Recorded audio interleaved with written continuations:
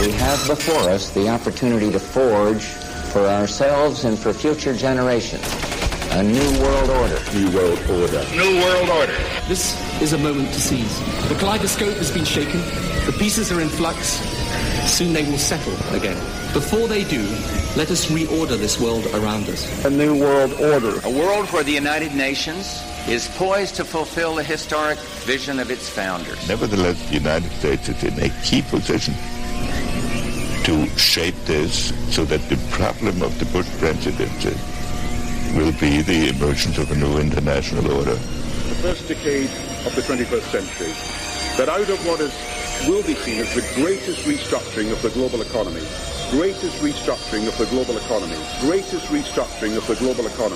a new world order was created. Documenting the crisis of our republic. The very word secrecy is repugnant in a free and open society. And we are, as a people, inherently and historically opposed to secret societies, to secret oaths, and to secret proceedings. Waging war on the New World Order. The councils of government, we must guard against the acquisition of unwarranted influence, whether sought or unsought, by the military-industrial complex. This is Govern America with Darren Weeks and Vicky Davis.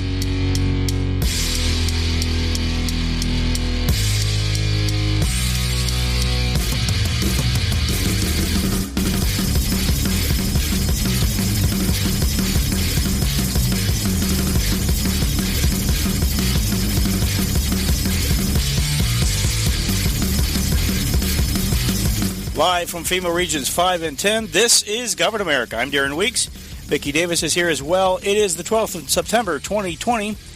Nice to have you with us once again as we document the crisis of our republic and what a crisis it's in. Lots of things going on right now, and we have wildfires burning the West. Gavin Newsom's out there blaming climate change for all the mess. This is all very predictable. And we have the incredible situation of many, many decades of bad environmental policy has resulted in much of this devastation. And, of course, naturally, he's going to blame climate change. Good morning, Vicky. Good morning. Yeah, our governor even did a commercial about protecting the forests, about all the dead underbrush and how we have to clean it up. And I couldn't figure out, why is he doing this ad? Just do it. But I guess for so many years they neglected the forest on the idea that we'll just let it be totally natural, right? Never mind all the underbrush grows and you have fires and fires kills are very animals. Natural. Fires are very natural. Fires happen all the time, and yet we're in a situation where people have homes now, and those aren't considered natural, I suppose. So fires are very good at clearing the land in accordance with Agenda 21, and people will not be able to live. They can live. I guess the only way you can live sustainably is to die. That seems to be the goal anymore. Yeah, just ignore everything they say about sustainability because it's just a marketing tool. Marketing tool to justify management.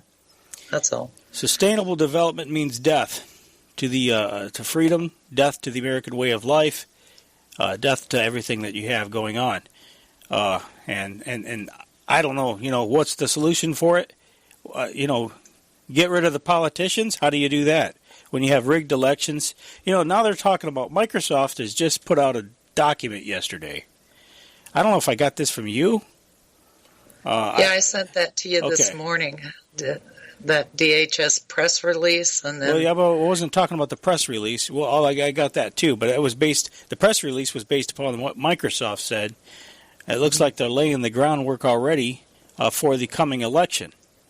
They're claiming in this, it's a blog post on Microsoft's website.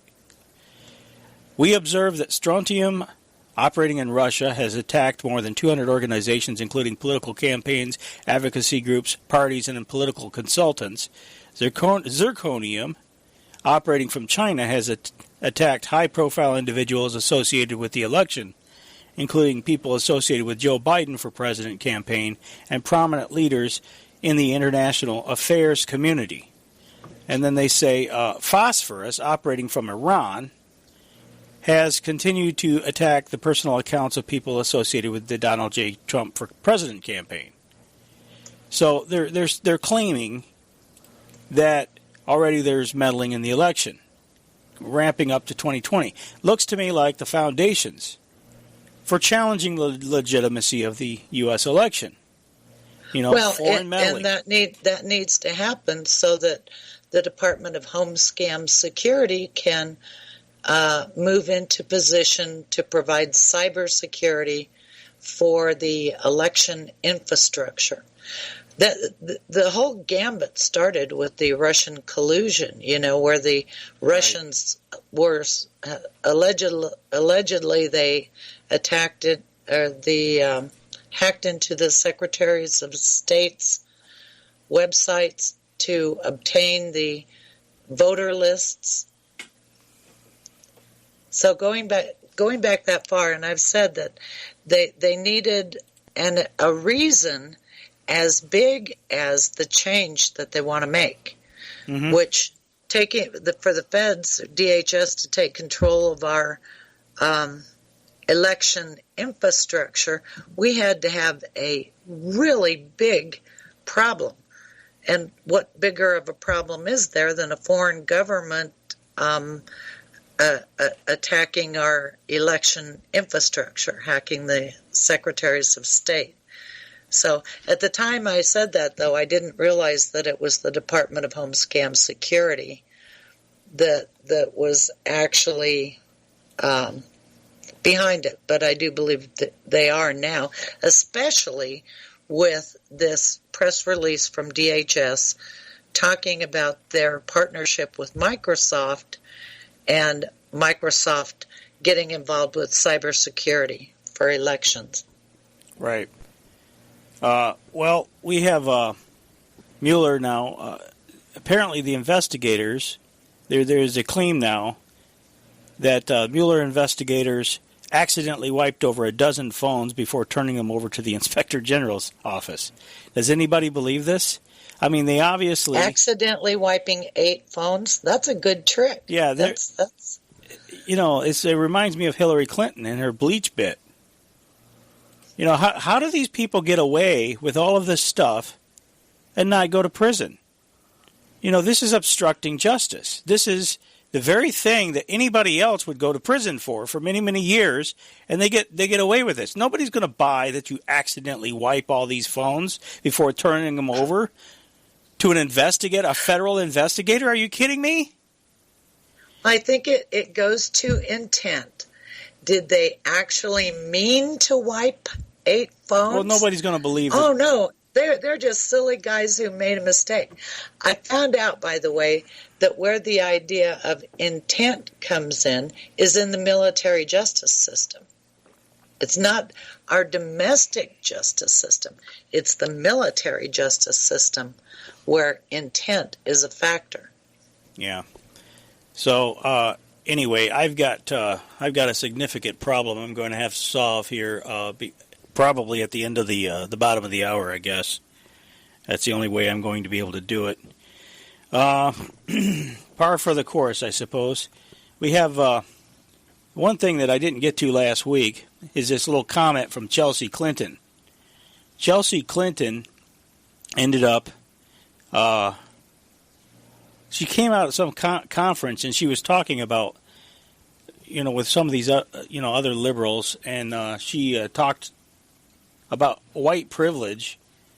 And, I listened to this clip, and I'm really glad that I'm not Chelsea Clinton's offspring. Can you imagine having Chelsea Clinton for a mother?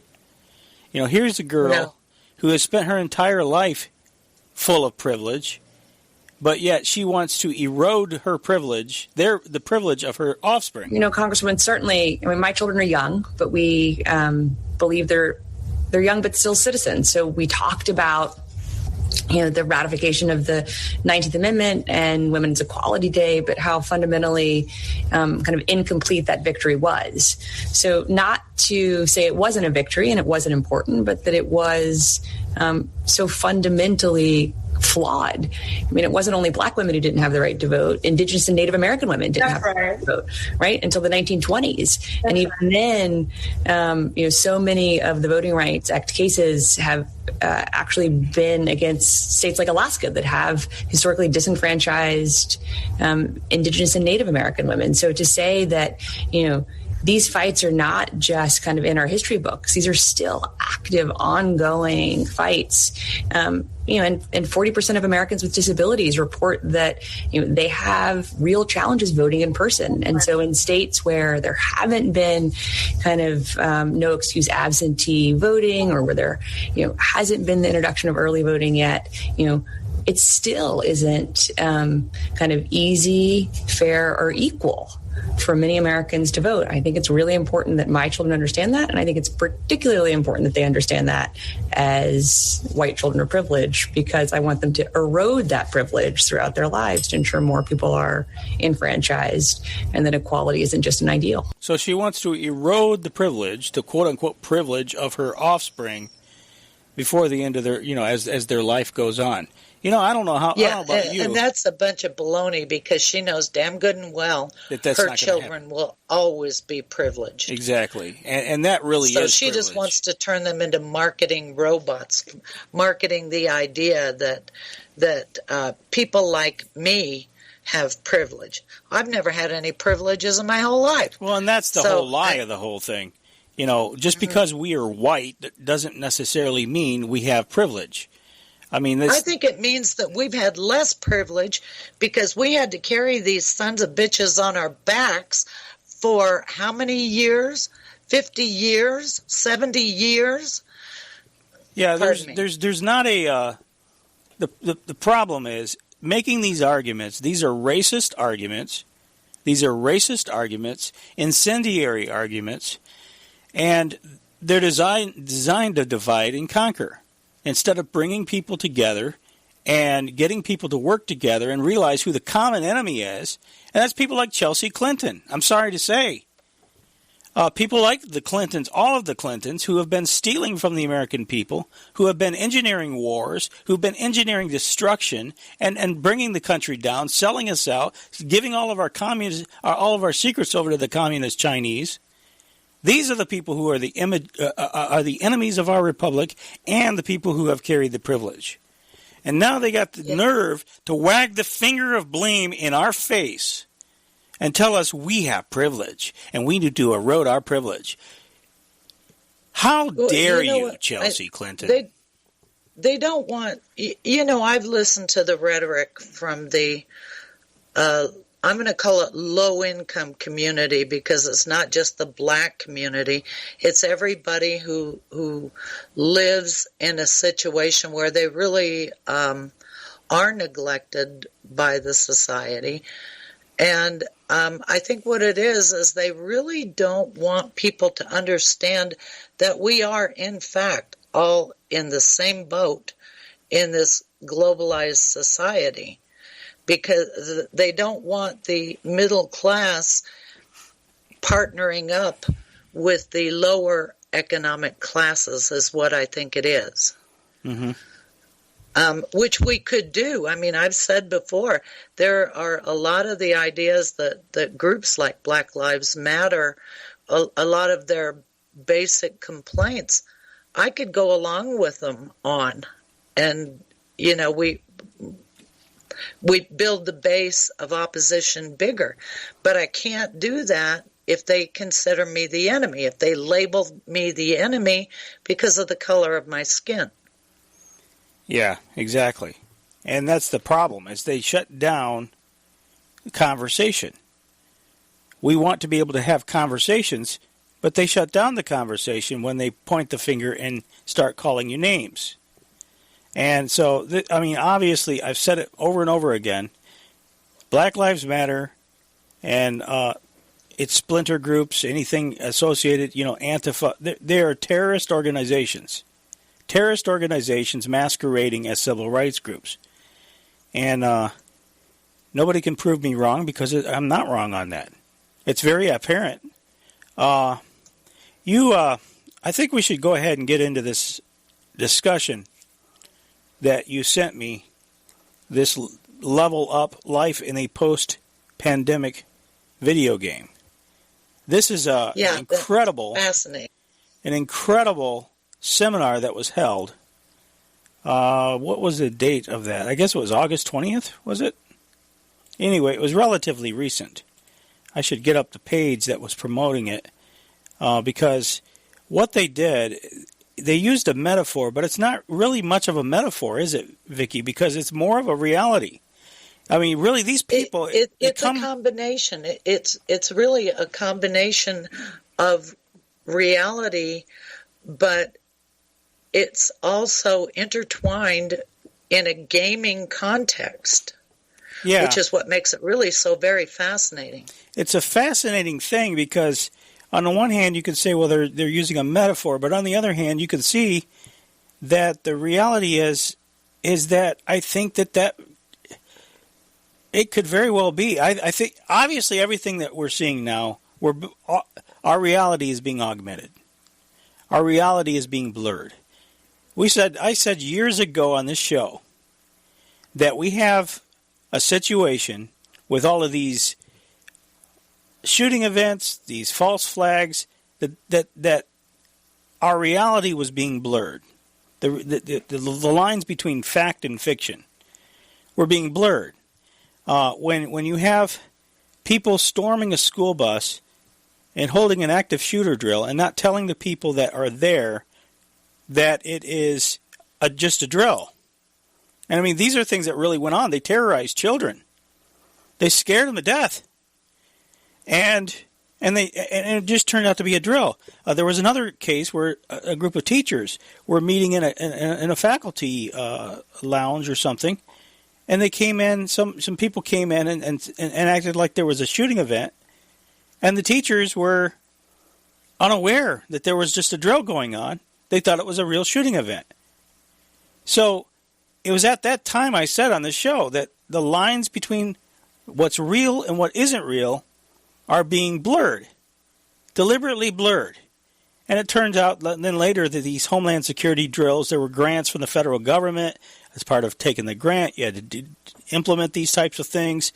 And I don't know if they, but I guess maybe in the military there's some merit to holding a drill without telling people because it keeps people on their toes. But everyday civilian life isn't military. At least it didn't used to be. And when you do it in a school, you are traumatizing the children. And I don't care, I don't care about them training for whatever, but nobody should ever terrorize children. No, because you're just as bad then as the shooter themselves.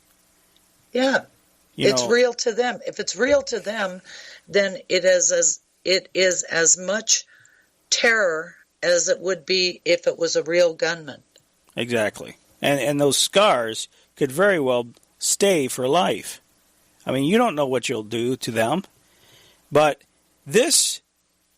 what's happening now with all this technocratic tyranny, with all this computer system stuff, Vicky, is they're taking what I just described, that scenario, but they're magnifying it a whole lot more because now with everything that you can do with computer technology, essentially creates a whole new world, literally, of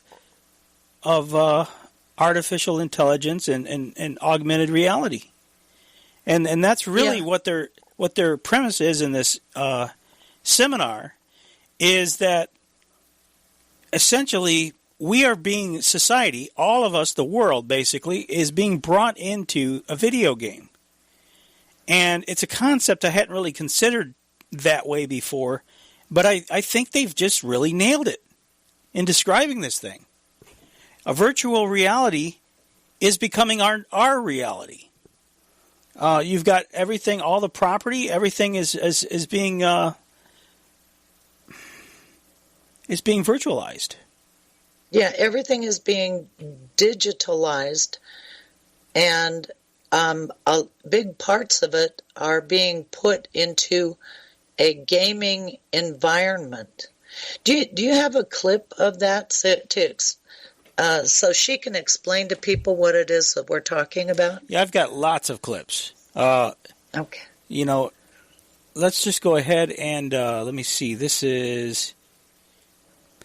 okay, first of all, let me just say Allison McDowell and Joseph Gonzalez, they are the primary presenters in this thing. The latter of which, Joseph Gonzalez, he had some background in coding video games. I'm not sure what her background is. I know that she... both of them are kind of... I get the impression that they're kind of coming from a left-wing type of perspective, which makes this actually even better. Because... those of us who have been involved in the Patriot effort for many years, we've talked about stuff like this, and we're adept to discussing technocracy and things like that. And so hearing it from your own side of things is not, you're used to that.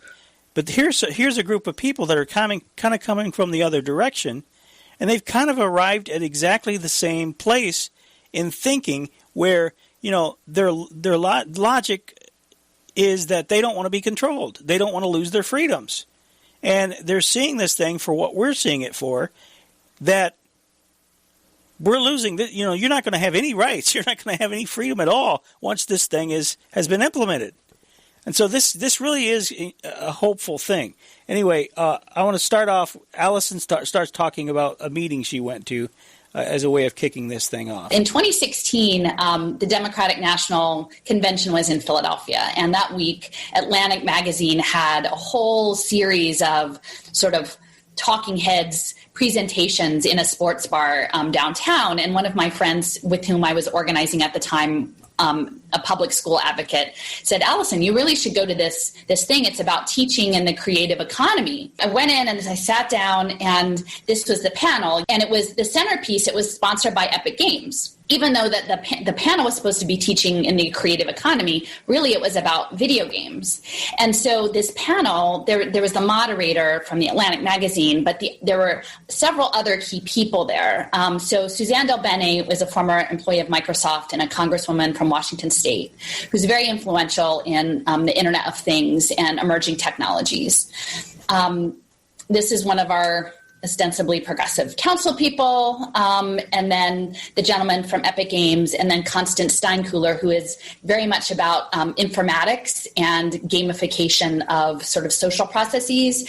And at the time, she was at UC Irvine. Before that, she had been at University of Wisconsin-Madison, which is home to one of the 3 divisions of advanced distributed learning, which is the government entity that's advancing online education. And her specialty was gaming. And so I sat through like this hour-long panel discussion, in which essentially Paul Meegan said, like he needs all of the kids to code his video games. And I thought, well, and this is in 2016, and none of this is on my radar. At the time, I'm still just organizing against school closures and standardized testing and things, but I thought that's the oddest thing. And there was like a back room where, people afterwards all went, the special people to go have their discussions, and it was a very strange... Sounds like the Delphi technique to me. Situation, and it's really taken me several years to fully understand what was going on there. Why this whole framing was that Paul Meegan and Epic Games needed kids to code their virtual world. Recruiting kids to code their virtual world, Vicky. Yeah, which is really just brilliant of them to use kids, and I knew about that years ago. Getting people to code for free, and because kids, they love coding. When I was first a programmer, I loved it, and I've even said, I would have done it for free, but gee, they pay me this money to do this, Right. So they're tapping into what is a natural thing in young people to get them to do this free labor. Right. Isn't that great? But it turns out great. Okay, so as she continues, we begin to learn that the virtual world they're coding is our real world. In other words, our reality is being brought into, as I was saying earlier, our reality is being brought into the video game, and the video game is being brought into our reality. And here's where it kind of starts getting interesting. Later, I went back and found out that Tencent, which is a Chinese company, the largest investor in global video games presently, owns 40% of Epic Games. And so I just want to sort of lay this out as we're understanding sort of geopolitics and capital, that it is a lot more porous and interconnected than people like to think. I think in some ways people imagine China as a place far away where certain things happen, and the Research Triangle in North Carolina is a certain place where certain things happen, but they're very much woven together through these investments. And so Tencent is making major investments in blockchain, and they are connected to WeChat Pay, and also facial recognition payment systems, and they have their own social credit scoring system. So these are all dynamics around video gaming that we need to understand, and that it's happening at a globalized level. Okay, let me hold it right there. We're going to go ahead and take the break. And when we come back, we'll continue on the other side. Trust me, folks, if you're not into video games, it doesn't matter. I'm not either. This is not really about the video game as much as it is about artificial reality. And that's the point. We are the video game, and that's the way the global planners are making it. That's where they're going with this. So let's take the break. We'll be back in a moment. This is Govern America. Vicky Davis is here. I'm Darren Weeks, and we'll be right back.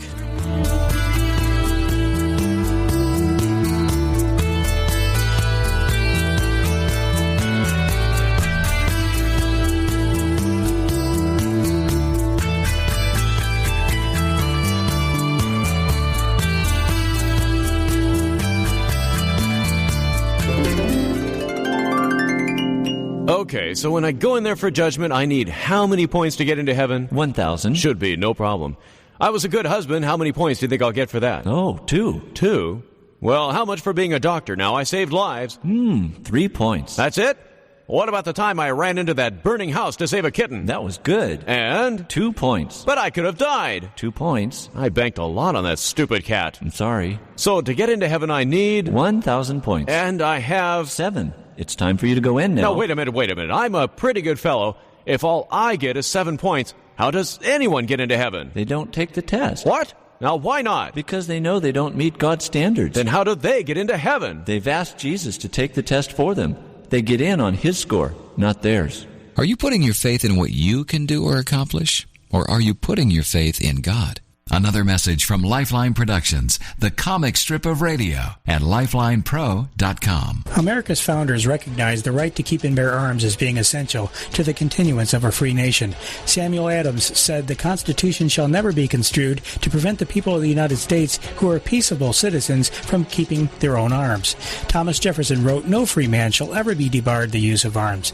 And in a speech to the Virginia Ratifying Convention, Patrick Henry said, guard with jealous attention the public liberty, suspect everyone who approaches that jewel. Unfortunately, nothing will preserve it but downright force. Whenever you give up that force, you are ruined. The great object is that every man be armed. To America's founders, the right to keep and bear arms was inextricably linked to freedom. They recognized that without the one, you can't have the other, because firearms in the hands of the average citizen serves to balance power away from tyrannical government. In response to recent mass shooting events, there is a heavy push to pass laws that would make guns difficult to be obtained by honest, law-abiding Americans. Yet there is no guarantee that taking away the rights of honest firearms owners would do anything to stop mass shooting events. Criminals don't obey laws, which is what makes them criminals. If a law would stop a mass shooting, then there would be no mass shootings, since it is already illegal to shoot innocent people, and many of these shootings have taken place in gun-free zones where firearms are already prohibited. Gun control laws serve to keep firearms out of the hands of law-abiding Americans, making us defenseless. While we feel for those impacted by recent tragedies, the truth is that contrary to media propaganda, gun violence is actually way down, except in gun-free zones, and criminals will always be able to get guns, even making them from raw materials if necessary. Hence, the notion that making guns scarce will keep shooting things from happening is a fallacy. If Jefferson were alive today, he might say to the gun control crowd, as he did to James Madison in 1787, "I prefer dangerous freedom over peaceful slavery." This message was brought to you by Govern America Radio, truth for the restoration of our nation.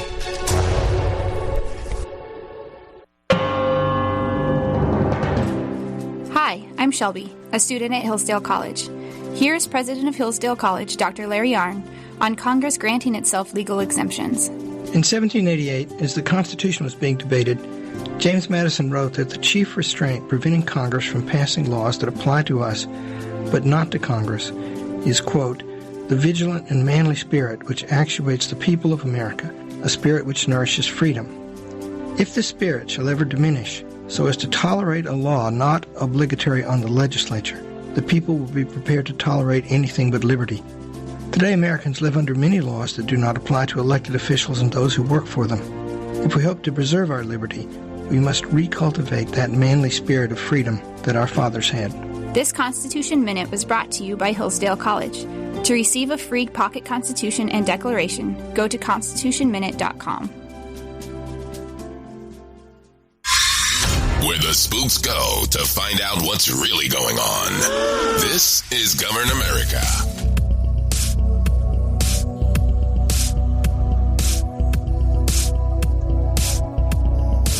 Welcome back to the broadcast. This is Govern America. I'm Darren Weeks. Vicky Davis is here as well. It is the 12th of September, 2020, one day after 9/11, the anniversary of 9/11, 2001, where we had the engineered scenario at the World Trade Center, the Pentagon, and a field outside of Pittsburgh, as I recall. And I say engineered because we know there's been too much that has gone into the planning of September 11th. Too much that has happened for it to have just happened. And there's too much. Yeah, you know who went to Pennsylvania, but he didn't speak, is Joe Biden.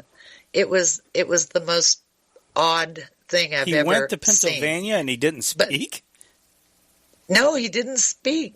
He just went there. He put a wreath under the name of somebody. I guess they have a wall of names, kind of like the Vietnam Memorial, but not as many names. But it's kind of, like a monument. But he is beginning to do the Alzheimer's shuffle. That was very apparent. Well, that's he was kind of bizarre. Shuffling along. He put the wreath down, but he didn't speak. That is extremely bizarre. That is very bizarre.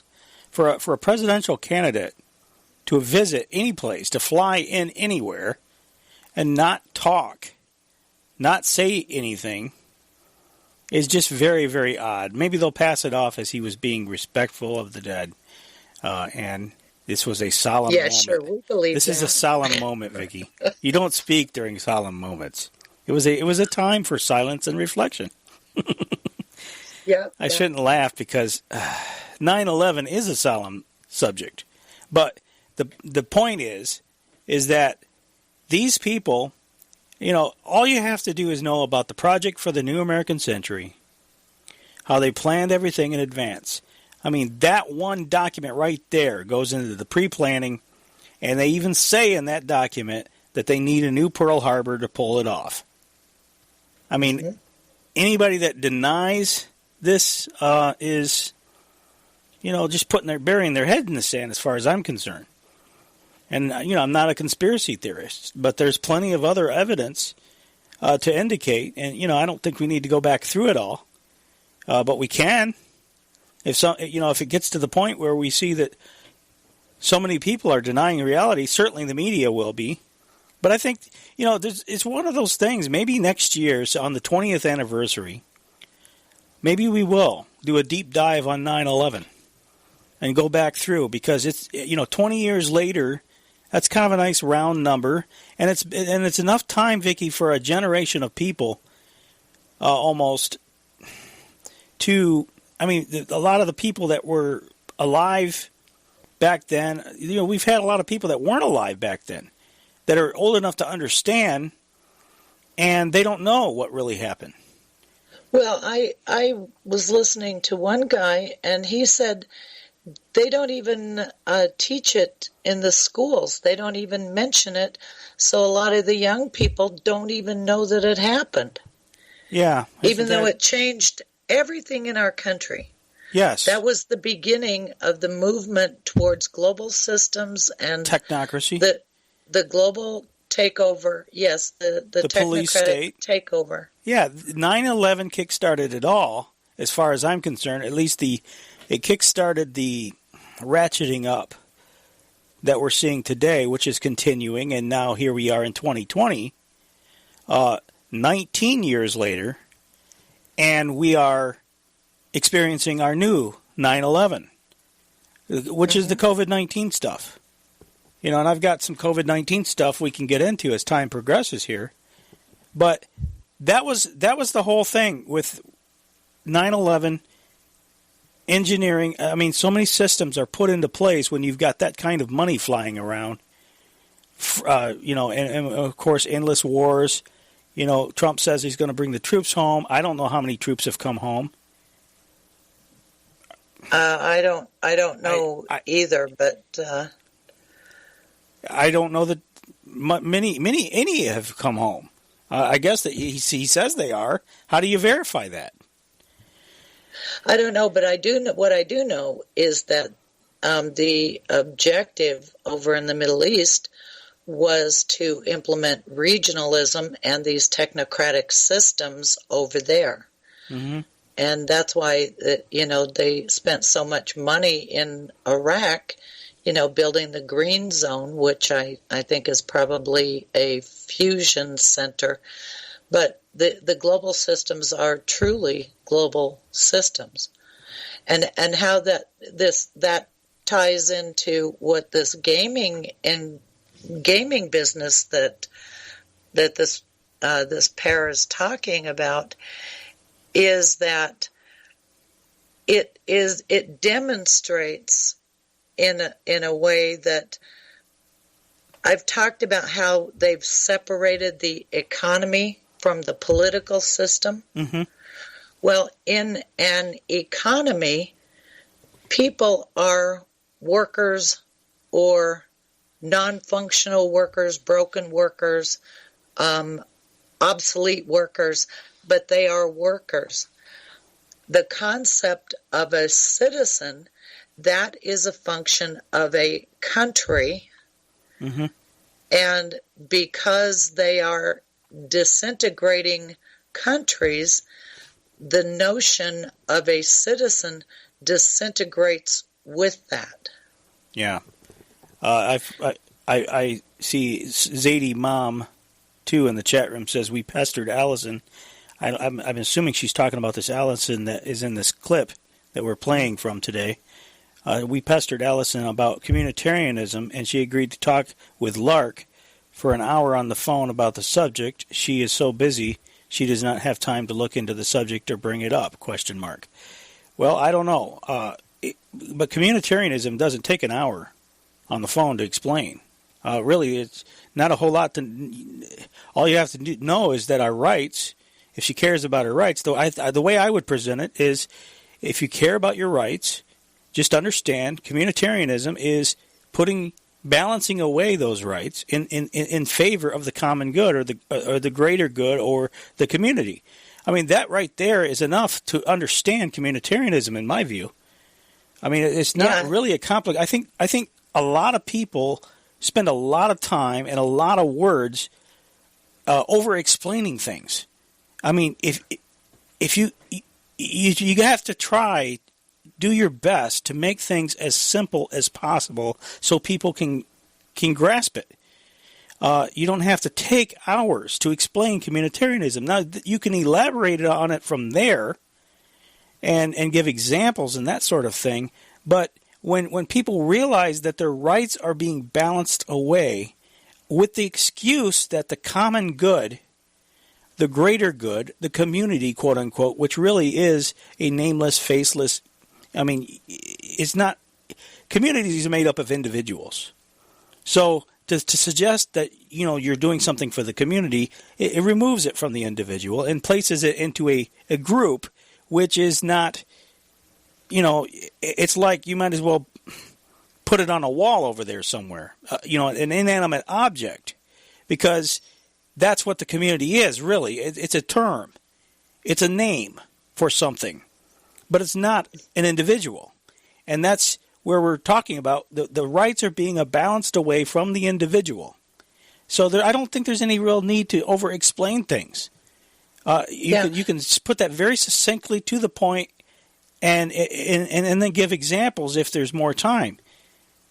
Anyway, go ahead, Vicky. Well, that's the really great part about explaining this in the context of gamification. Mm-hmm. If you think you are talking about a game, then you don't have the normalcy bias that you would apply if you were talking about how life was evolving in your country. Right. And because a big part of the problem that we deal with all the time is denial. Right. Denial that it's even possible that they could be doing all of this stuff. But if you put it in the context of a game and how things are being gamified, now the deal with communitarianism is because that just fits perfectly with the objectification of people. People are being categorized and put into sets, and they will be manipulated within the set. Mm-hmm. Because in the big picture scheme of the separation of government functions, the government the government as we know it is going away. It's being replaced with a security function, and then we have the economic function, and where you're really being objectified is in the economic function, and you are just a member of a set. You are a worker. Right, exactly. Yeah, we're all worker bees on the global plantation here. I want to continue with this because before the break, as Vicky's, we've been talking about this seminar from Incite Seminars, and they have put together this discussion about how this whole technocratic system that's very real-world technocratic system that's being built, where you have virtualized coins, a virtualized monetary system, because they want to eliminate the dollar. They want to bring us into a cashless, checkless society. They want to do all of these things, but these are not real. All the properties in this world that they're building are artificial. They're virtualized. And as a result, what's being built around is essentially a type of video game where we are being brought into this artificial world to live. And it's a brilliant concept, and it's one that they expand upon as we move forward. So Fortnite, which is a hugely popular game, like even down to little kids who probably have no business playing Fortnite, this multiplayer game. And if you understand that within the game design, you can also capture behavioral data and group dynamics data, I find it very interesting that if there's the potential for capturing a whole lot of information about group dynamics in different geographies, right? You know, how do people play Fortnite in London versus how do they play it in Jackson, Mississippi versus, you know, Mumbai? Like, how are all these people playing Fortnite? Because it was Tencent's capital that allowed Epic Games to create that game. And so here, as we're moving forward in understanding virtual world building, they've also developed something called the Unreal Engine, which maybe, Joseph, you can speak to in a minute, but essentially allows faster creation of virtual world building. And it's not just in games anymore. They're using it in advertising and many other things. So this is a demonstration with Disney in which they're advertising the creation of virtual synthetic people. and that they're saying that in 2017 that this is going to be great for education and healthcare, is to have these synthetic people and this interface with Epic Games and the Unreal Engine. And then just to say, too, it's an extremely powerful lobby that many people are not aware of, the Entertainment Software Association. And this is one of their talks from a couple years ago where they said the future is gaming, and they talk about the transformative power of video games for education, health, and social impact. And so what we're going to get into later is really talking about social impact investing as a way to channel global capital, and a way of that it's all grounded in measurable behavior change. And so fundamentally what is coming in terms of manipulating individuals and societies is coming through digital platforms, and is coming through gamification that is embedded in video games, but as the world becomes a video game through augmented reality, is much bigger. So there you go. Now, one thing she talked about is Unreal Engine. I've only heard of Unreal Engine from Lee Stranahan, who was experimenting with it. He was doing periscopes with it and showing what all he was talking about, making a virtual museum with it to expose the Bill Browder stuff. And I got to say, it's amazing technology. And the graphics that can be produced with it looks so incredibly real. It shouldn't be surprised to learn that the military is using this technology. They're incorporating it, as she said, in Hollywood films, but also in the military. There's been a lot of discussion, especially over the past month, about this global reset that's being triggered by the World Economic Forum. And Klaus Schwab has put out his book on this great reset that's happening, that's going to trigger this fourth industrial revolution that is essentially advancing automation, Internet of Things, quantum computing, the melding of human and computers, is transhumanism, nanotechnology, synthetic biology, like a fundamental change in how living systems operate on this planet. So they're anticipating profound disruption at a global level. This is something I know many elements of when people are looking at what is happening, they're looking at different countries, but this is a global program. Essentially, if they can virtualize society by pushing us into virtual worlds, gamified worlds, if we have to sit in our house and access the world through online platforms, they are in a much better position, those in power, the billionaires or soon-to-be trillionaires, the tech people who are running the show, to keep everything in control and to engineer us and to predict our future behaviors. And that's coming through algorithms that are doing predictions and also reshaping how we're thinking and how we're operating in the world. So this augmented reality essentially is grounded in something called the Internet of Things, which is sensor networks, and a sensor can be anything from just your phone, your mobile phone, which is a very basic sensor, to tiny sensors embedded in paint. And this idea that you're going to liquefy the real world into a ubiquitous computing system. But once you understand that all of that is grounded in military and state surveillance, the augmented reality that's sort of advanced by Pokemon Go becomes a lot darker. What comes to mind is the incredible propaganda potential that Unreal Engine presents, Vicky. I remember back during the Obama years when ISIS was, you remember the beheading videos that they were producing? Yes. Or allegedly producing anyway. They all seem to come from the same company, which is, I forget the name of it escapes me. I tried to find it last night, but they came out of a certain company that was contracted with the Defense Department, strangely enough. But there was one video in particular of men burning in cages.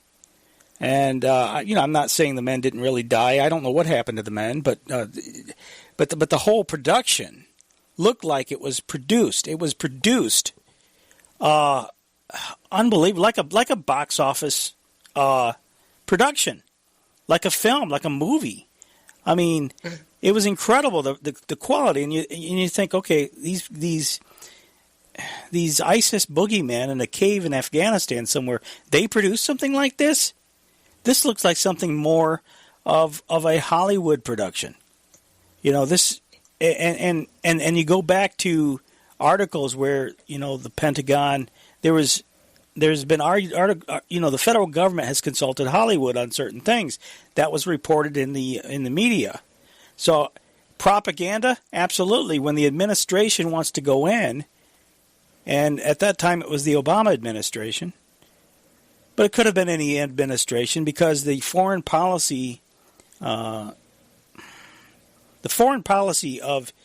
the Bush administration, the Obama administration, it hasn't changed much, to be honest with you. It's changed a little under Trump. Certain things have stayed the same. But, a lot of these administrations come and go, but a lot of the foreign policy that the United States was already involved in typically stays the same from administration to administration. It does, because the whole model of the global economic and social policy was decided by the G7, the leaders of the G7 countries. And they made the decisions for the global economy, for the development of integrated global systems. So, and these are, these are galactic type decisions that they made. And I really don't know if they really understood what they were doing, frankly. Yeah. Because they are so monumental. They're like God decisions, Right. But propaganda. So yeah, the agenda keeps rolling on. No matter who's in the presidency, they may slow up this one or speed up this one, but the entire agenda just keeps rolling on. Yeah, absolutely.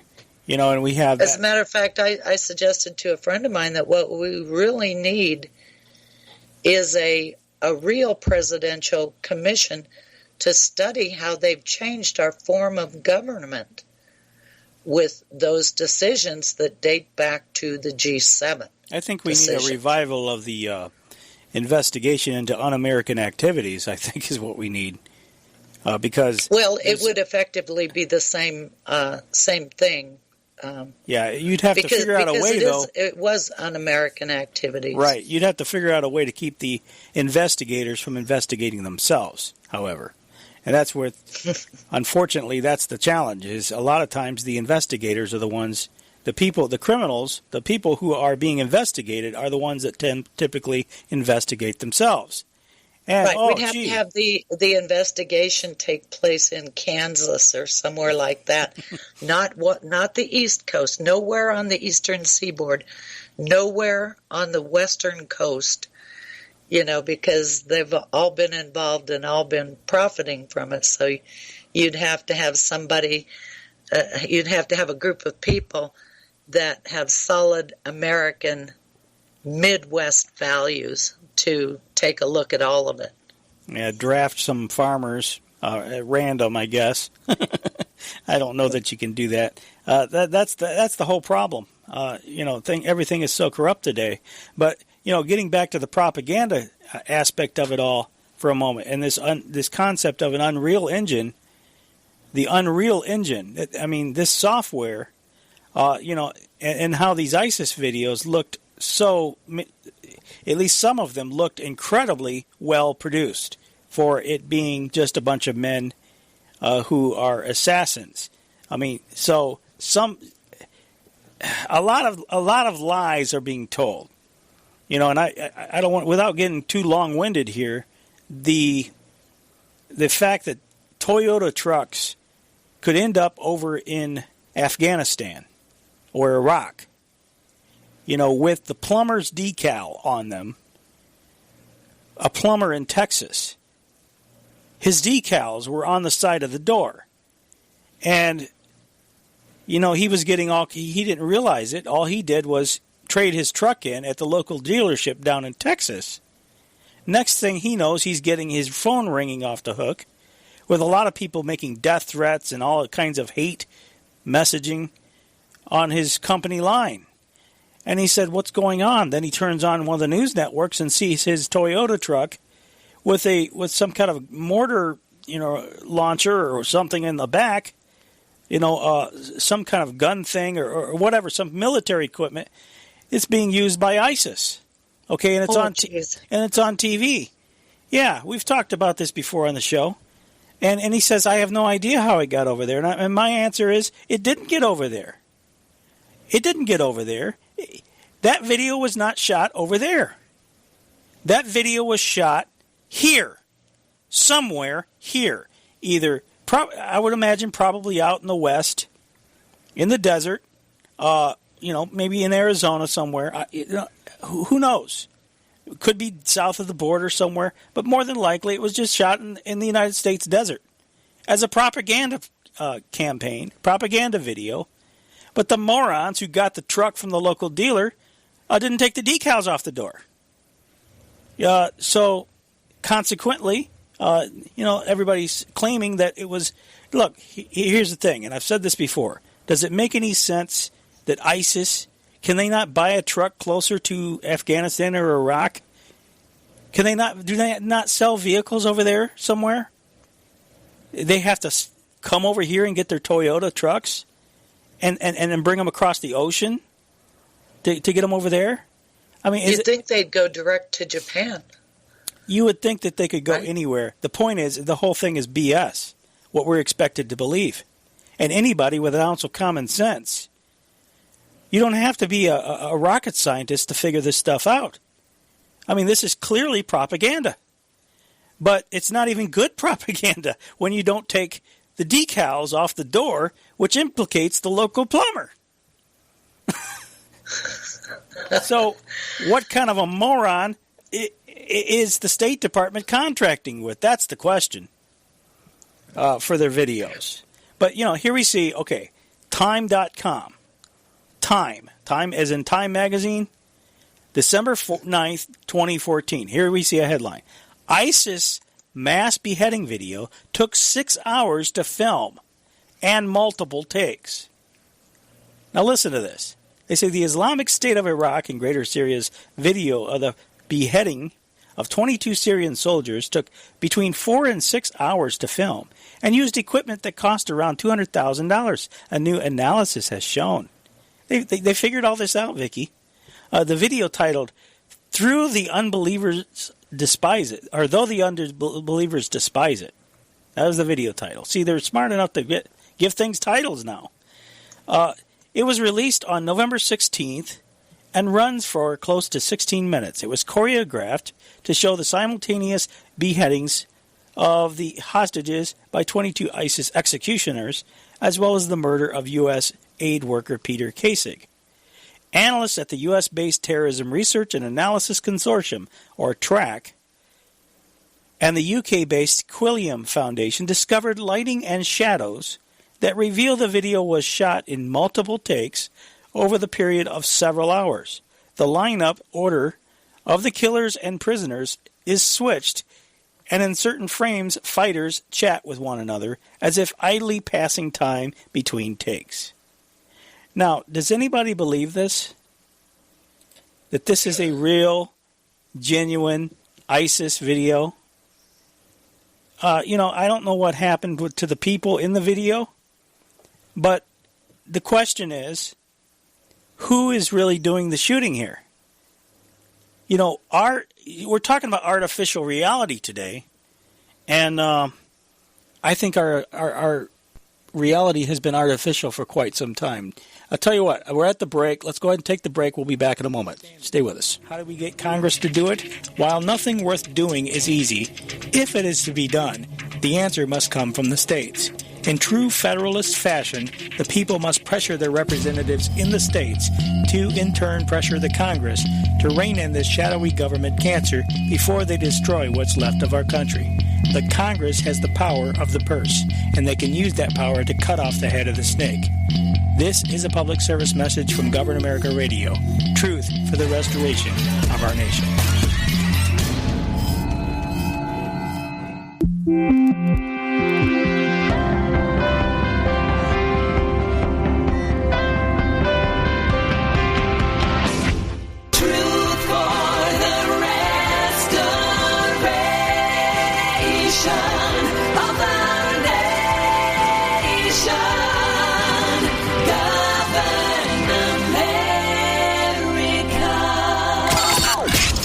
Before us the opportunity to forge for ourselves and for future generations a new world order. New world order. New world order.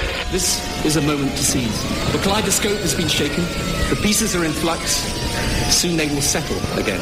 Before they do, let us reorder this world around us. A new world order. A world where the United Nations is poised to fulfill the historic vision of its founders. Nevertheless, the United States is in a key position to shape this so that the problem of the Bush presidency will be the emergence of a new international order. The first decade of the 21st century, that out of what will be seen as the greatest restructuring of the global economy,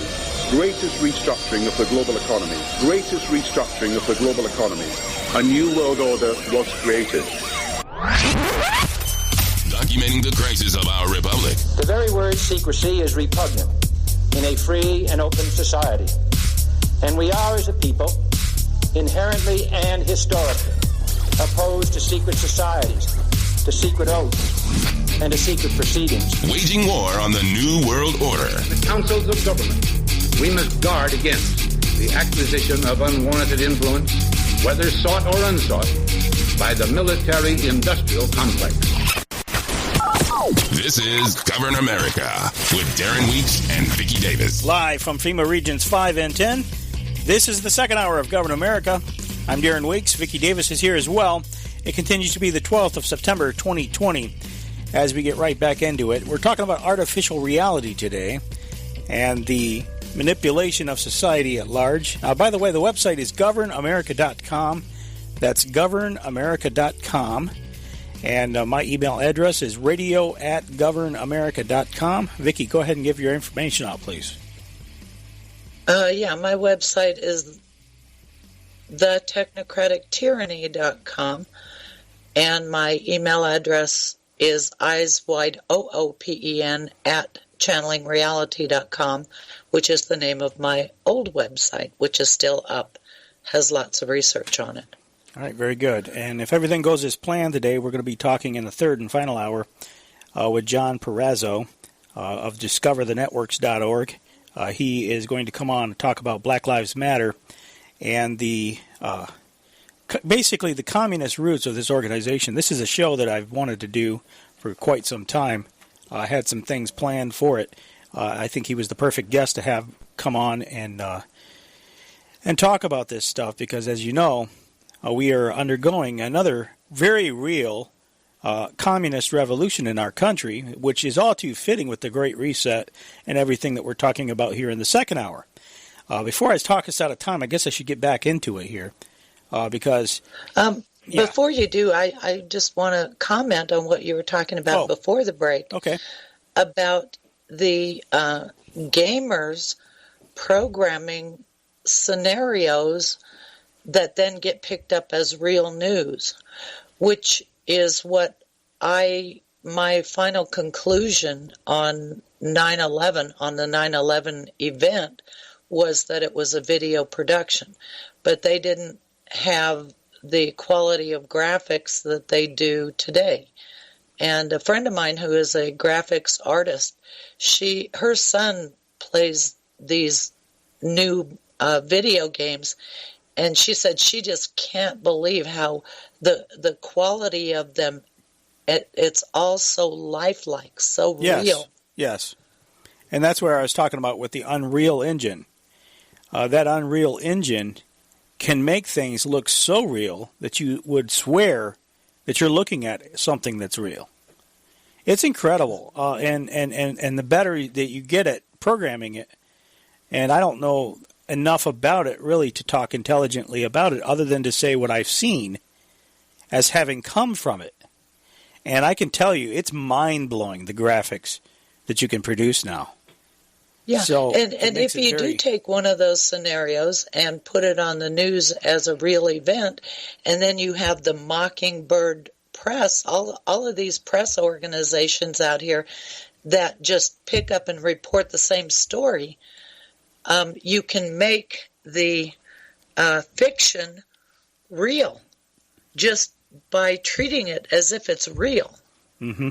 I'll tell you what, before we go back to the audio, let me go ahead and knock out this phone call real quick. Dan in Kentucky, you're on the air. Go ahead. Hello, Dan. Vicky, Darren, how you doing? Yeah, very good. What's on your mind? Great show. I just wanted to mention real quick, Wicker Man is a very good movie, I think, from the 70s, and it's about consent. It's sort of Wicca in Druid England or whatever, and it shows where people consent to the gaming, and step by step, they put him in a cage and burn him like the ancient Druids did. Wow. The other thing is, wasn't that movie War Games, where they played tic-tac-toe and they said the only way to win is not to play? Yeah. I remember that one. The thing is, I wish people would look up artificial intelligence art. I think Activist Post had a piece on that a few months ago, because that stuff is really, really ugly. And if people realize they shouldn't play, or they see how ugly it is, maybe they'll stop doing all this stuff. And thanks for the job you do, and take good care. Hey, appreciate it, Dan. For that email, Darren, appreciate it. Oh, no problem. Yeah. You're very welcome. Thank you. God bless you, Dan. Okay, bye-bye. Yep, bye-bye. All right, there he is, Dan in Kentucky. All right, let's go ahead and get back to this audio, Vicky, because I've got a ton of it. I got a lot of it. We've mentioned the World Economic Forum's plan for the Great Reset, and this is what, as we said, they are basing a lot of this stuff, and they get into that here in this seminar. There's been a lot of discussion, especially over the past month, about this global reset that's being triggered by the World Economic Forum. And Klaus Schwab has put out his book on this great reset that's happening, that's going to trigger this fourth industrial revolution that is essentially advancing automation, Internet of Things, quantum computing, the melding of human and computers, is transhumanism, nanotechnology, synthetic biology, like a fundamental change in how living systems operate on this planet. So they're anticipating profound disruption at a global level. This is something I know many elements of when people are looking at what is happening, they're looking at different countries, but this is a global program. Essentially, if they can virtualize society by pushing us into virtual worlds, gamified worlds, if we have to sit in our house and access the world through online platforms, they are in a much better position, those in power, the billionaires or soon-to-be trillionaires, the tech people who are running the show, to keep everything in control and to engineer us and to predict our future behaviors. And that's coming through algorithms that are doing predictions and also reshaping how we're thinking and how we're operating in the world. So this augmented reality essentially is grounded in something called the Internet of Things, which is sensor networks, and a sensor can be anything from just your phone, your mobile phone, which is a very basic sensor, to tiny sensors embedded in paint. And this idea that you're going to liquefy the real world into a ubiquitous computing system. But once you understand that all of that is grounded in military and state surveillance, the augmented reality that's sort of advanced by Pokemon Go becomes a lot darker.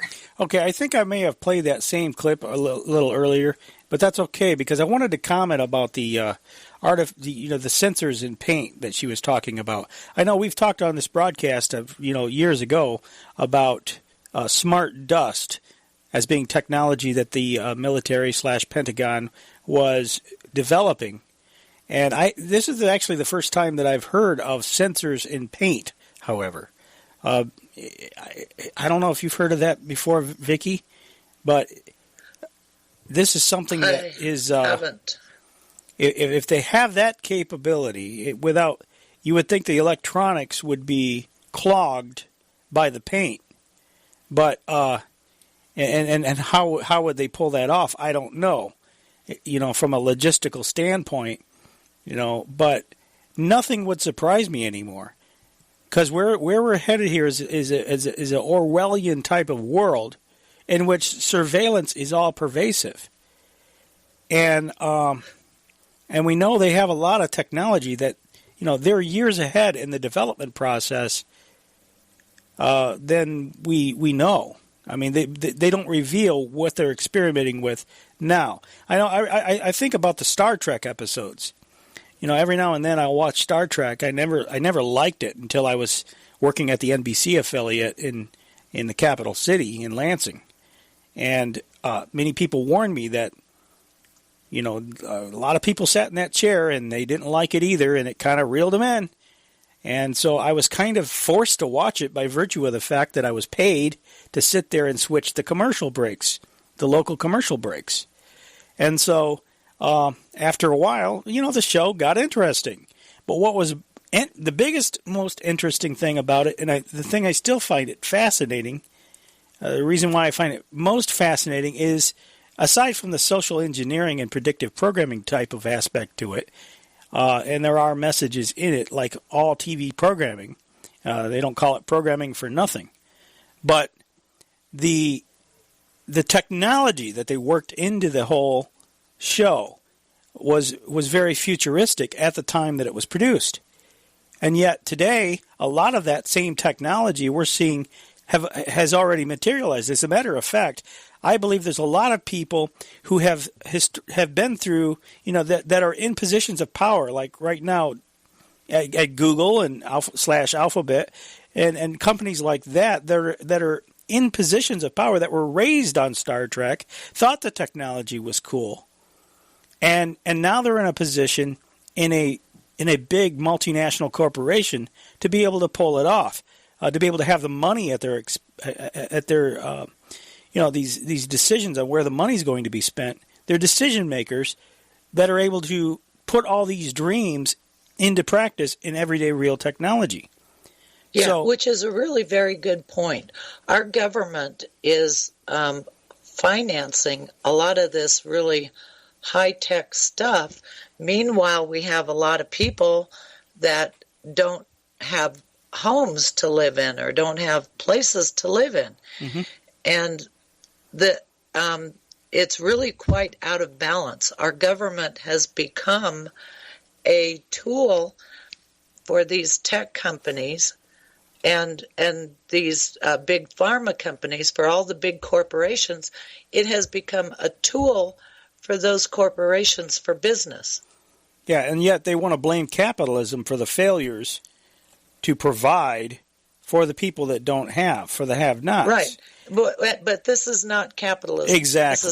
This is absolutely not capitalism. What's taking place is certainly not capitalism. And the other thing I wanted to mention there, she mentioned Pokemon Go. I remember when this phenomenon first came into fruition, and we were talking, Nancy and I don't know if you were there as well, but you may have been. We were talking about how crazy it was that all these people were running around town with these video games chasing little monsters that weren't really there. Because the way Pokemon Go works, I guess, I've never played it, but supposedly these Pokemon, these little monsters pop up on a map, and you're supposed to go to whatever location where the monster pops up and I don't know, destroy the monster or something like that. I mean, this is how but you get a reward of some kind. Well, I guess you get a dopamine hit, but I don't know what else you get. And you might get arrested for trespassing upon somebody's property, trying to get to whatever it is you're trying to kill in a virtual world. So that's what was crazy about it, is we were hearing stories about people who had brushes with the law over this stupid video game. And it's like, what is wrong with these people?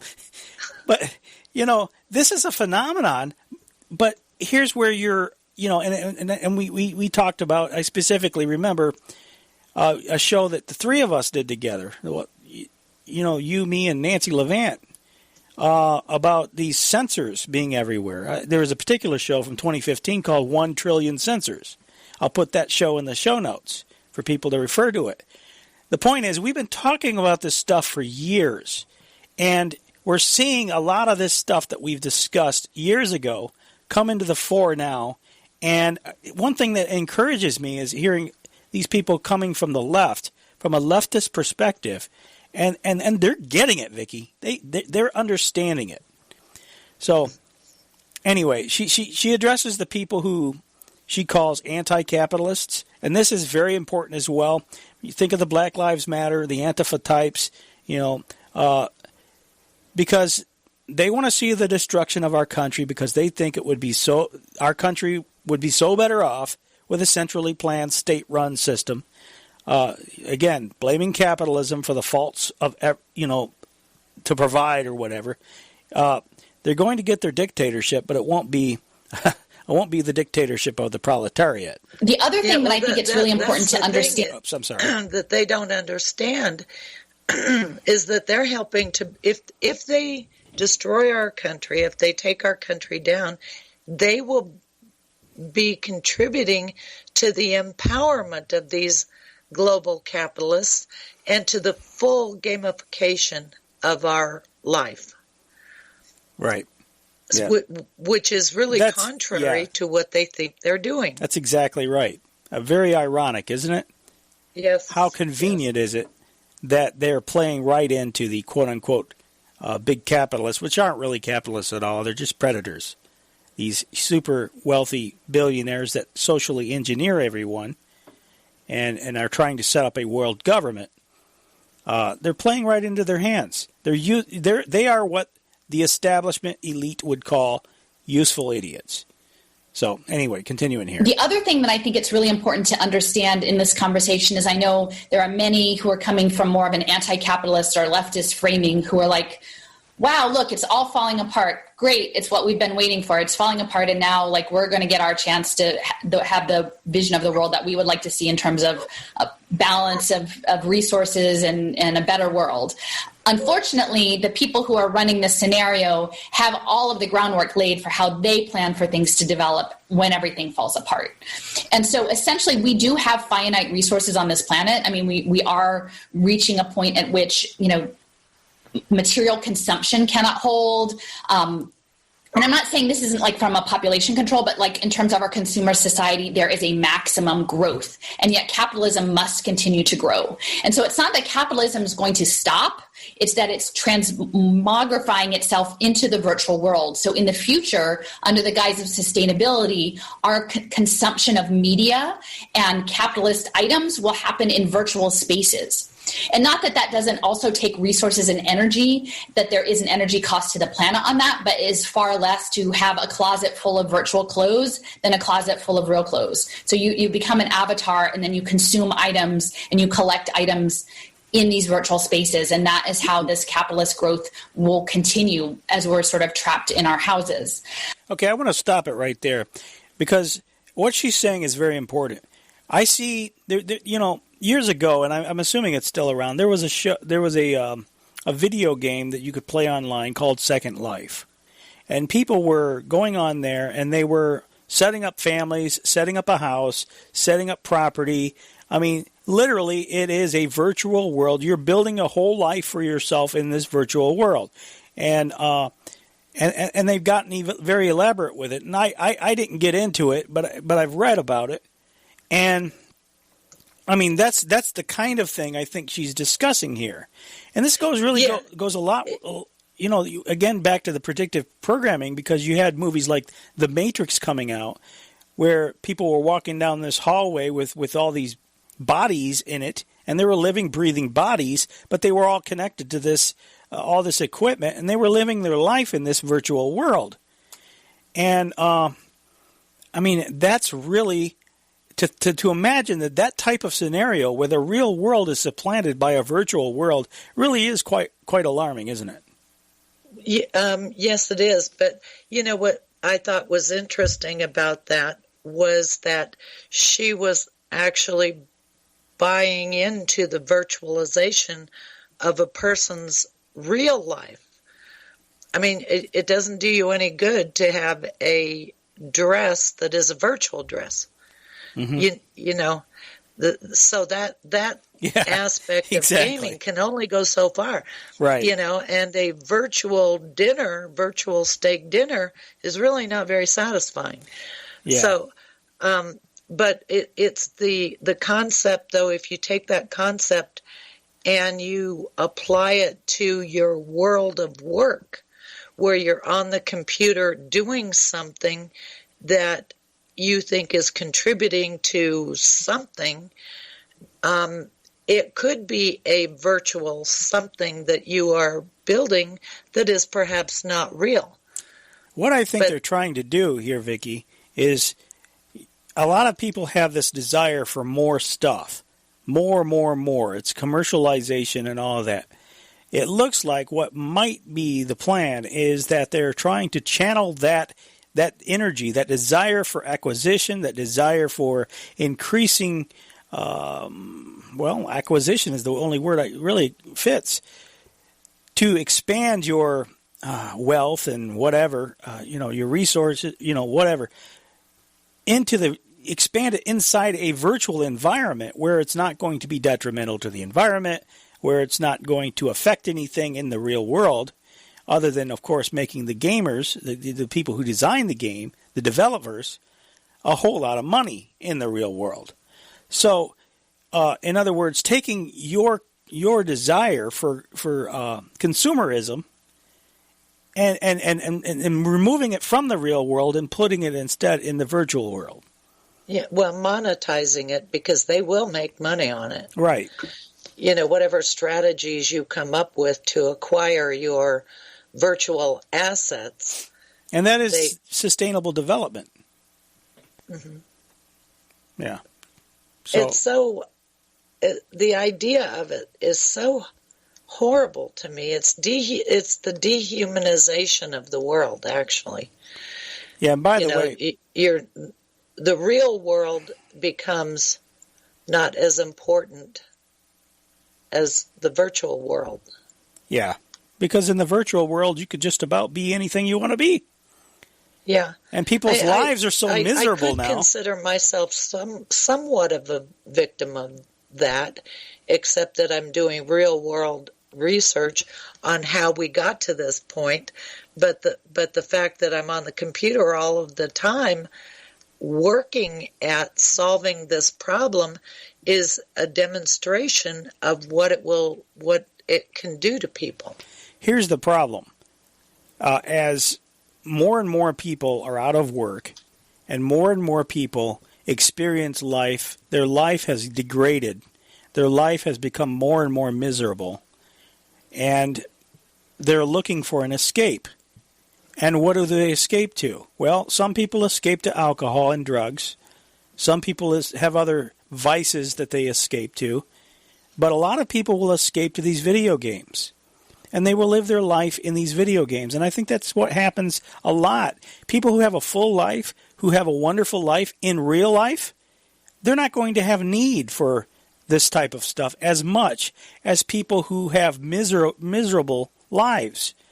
And as the hammer comes down on everyone's head, the hammer of poverty, which is engineered by those SOBs at the World Economic Forum and the International Banking Cartel, because they want to make everybody miserable, because you have to be miserable in order to accept their quote-unquote solutions that they're trying to shove down your throat.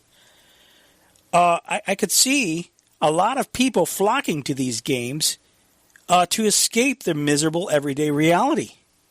Yeah, and I agree with you. I do. I think you're right about that. Anyway, I think she addresses the Black Lives Matter a little more in here. Basically, what you have is a new economy. It opens up a new opportunity for a new economy to be built, but one that's inside the virtual world. In that virtual world, there's potential for unlimited growth because you're not bound by resources such as land or production as in the physical world. In the virtual world, you can have virtually infinite acquisition of land, infinite acquisition of products, services. And if you monetize all of this on the blockchain, of course, then whoever is the provider of these resources can potentially become uber rich. All he has to do is provide the accessibility to these new digital resources in Avatar. You can buy these unique assets which are registered uniquely on a blockchain and create immediately an economy. And this economy can be, lucrative to whoever's in it, and especially whoever is running the platform. Yeah, those are the ones that are going to benefit. And so, yes. I've told my daughters, if I was advising young people today on a career path to go into, the career path I would suggest to go into is learn the code. And if you're going to go to school for something, go to school to learn how to develop these video games and develop your own. But again, you don't want to manipulate people.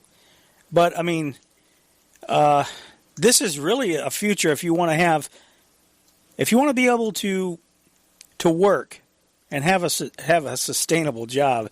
I hate using that word, but you want to have a job that's not going away. Then certainly that will be the direction that many people, I think, will find that they have security in this world to the extent that you can have security. Yeah, I would say international law. Yeah, that's another area. Would be the way to go because the law, our law might be going away as a function of our national government, but international law will still be a profession. Right. We're almost up to the break already. I'll tell you what. Let me just go ahead and play this. They get into the subject of augmented reality and surveillance, and that's very important as well. So, and then just the last one is this idea that I think in some ways it might be like, oh, maybe living in a virtual world seems okay, or what? I don't know. There is a subset of culture, people who might think that. But I think what people need to understand is that where is the power in this world? The power is in the people who are coding it and running it, not in the people who are occupying it. And as systems are continually refined through artificial intelligence, essentially that digital life almost becomes a prison. And so there's both the virtual life of Minecraft, which is a virtual world, but then there's also, we always have to step back and consider augmented reality, because augmented reality is a physical world that is meshed with digital information. So we're talking about artificial intelligence, the way in which we interact with our environment. The environment learns us, and if the goal of those in power is to control us ever more tightly, the more we interact with it, the more efficient it can be at doing its job, which is probably not to liberate us, but contain us. There you go. And that's the point. I'll tell you what, we got the bottom of the hour break, and we'll go ahead and take that, and we'll continue on the other side, folks. One more half hour to go. Top of the hour, we should have a guest coming on to talk about Black Lives Matter, John-Perazzo.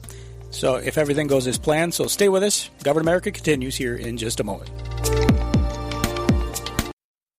Where the spooks go to find out what's really going on. This is Govern America.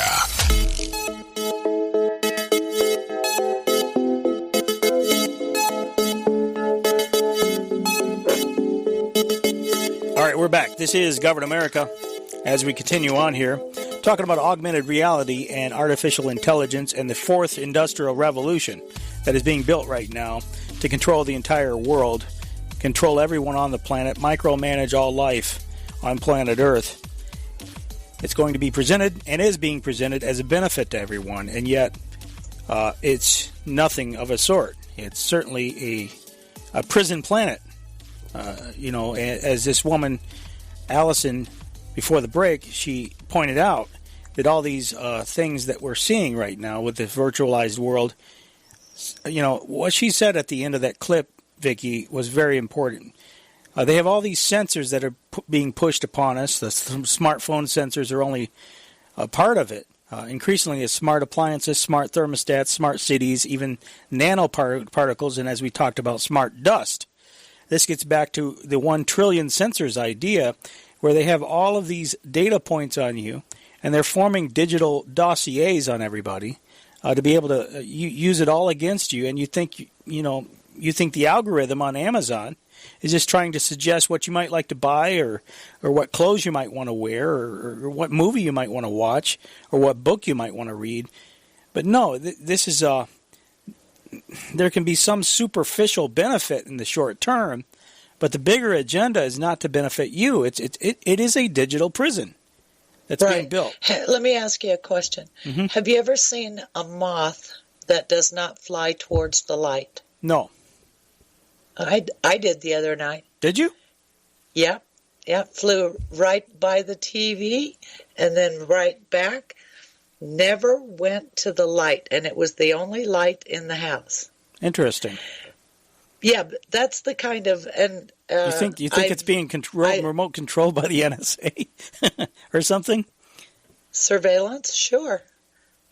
If collecting information on people is the ultimate objective, so that they can manipulate your entire world, then yes. Well, it's possible. I mean, I don't know much enough about the bug world to know. I do know that moths often do. All bugs, it seems, go toward lights, and certainly even to their own detriment. They go into the flames. But I wouldn't have even noticed, except for the fact that, when I saw him fly by the first time, I started to get up to get my fly swatter because I thought he was going to go towards the light, because that's what they do. Mm-hmm. This one didn't do that. Interesting. Yeah. Well, I don't have an answer to that, but other than that, but yes, it is entirely, and that sounds crazy. People might say, well, Vicky Davis, she's really gone off the deep end. But they probably say that a lot more about me, Vicky. But I don't know. But I just notice, I try to notice as much as I can, about everything, because all of this computerized technology, it's ubiquitous. It is everywhere. Like you said, they put smart dust in paint, sensors. Well, she in said paint. that. Now I hadn't heard of the sensors in paint. So that's something I'm going to have to research now, because I didn't know that they had developed technology, or at least were working on that. It wouldn't surprise me that they're working on it. Yeah. Well, I watched a video of a person. Now, this was years ago, but they were wearing a special suit and dancing in it. And it was so that the computer could pick up the dance moves for the purpose, obviously, of making these videos, making these graphics. Wow. So that you get realistic movement in your videos. Now, I assumed it was for cartoon characters, but it wouldn't necessarily have to be. Could be, what appears to be a real person doing a real dance, but it really isn't. It's a computer-generated image. Yeah. Since you said that, let me go ahead and jump to what would have been the final clip in this thing, in this series, and play that before I get to the others. Because this is really kind of goes right along with what you said. You're talking about dance moves. They're talking about how flocks of geese and other birds, other animals are manipulated with the introduction of certain stimuli, shall we say. Anyway, let me play this, and then we'll talk about it afterwards. I was talking with a friend. We were touring around various ed tech companies in Dallas, and we were on the highway, and I said, essentially it's like life is a game, and it's been set up by Ivy League MBAs, to profit global hedge funds. And the rules are set by them, but we may not even know all the rules to begin with. And that these nonprofits that are running the social services, they're the dungeon masters. So they're the ones who sort of monitoring the game, monitor you on your pathway. And then the rules are enforced by these robotic police and AI algorithms. And so that's how I've been thinking about it for the past year, is this game and who's in charge of which parts. The game of life was actually, there was a computer scientist, I think it was back in the 60s or 70s. Okay, now listen to what this guy says, because this is very important, and this speaks to how they, the programmers of the world affairs, shall we say, they engineer society. And he's John Conway. He had turned into an actual computer program, something that was created by John von Neumann, the mathematician in the 50s, who created a kind of like a game of life. Created what's called automatons, little entities that locally have a few set of rules, and when they interact with other entities with this, with those same few set of rules, in large masses, they behave as a new organic entity. You have what's called an emergent behavior. And the reason why I bring this up is because that is highly studied. That's studied in sociology, is studying economics.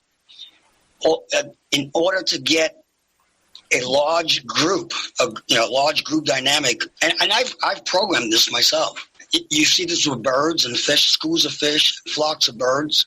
Mm-hmm. In order to get the entire group to move in the direction you want it to move, all you have to do is just slightly change the rules for each of the entities that make up the mass.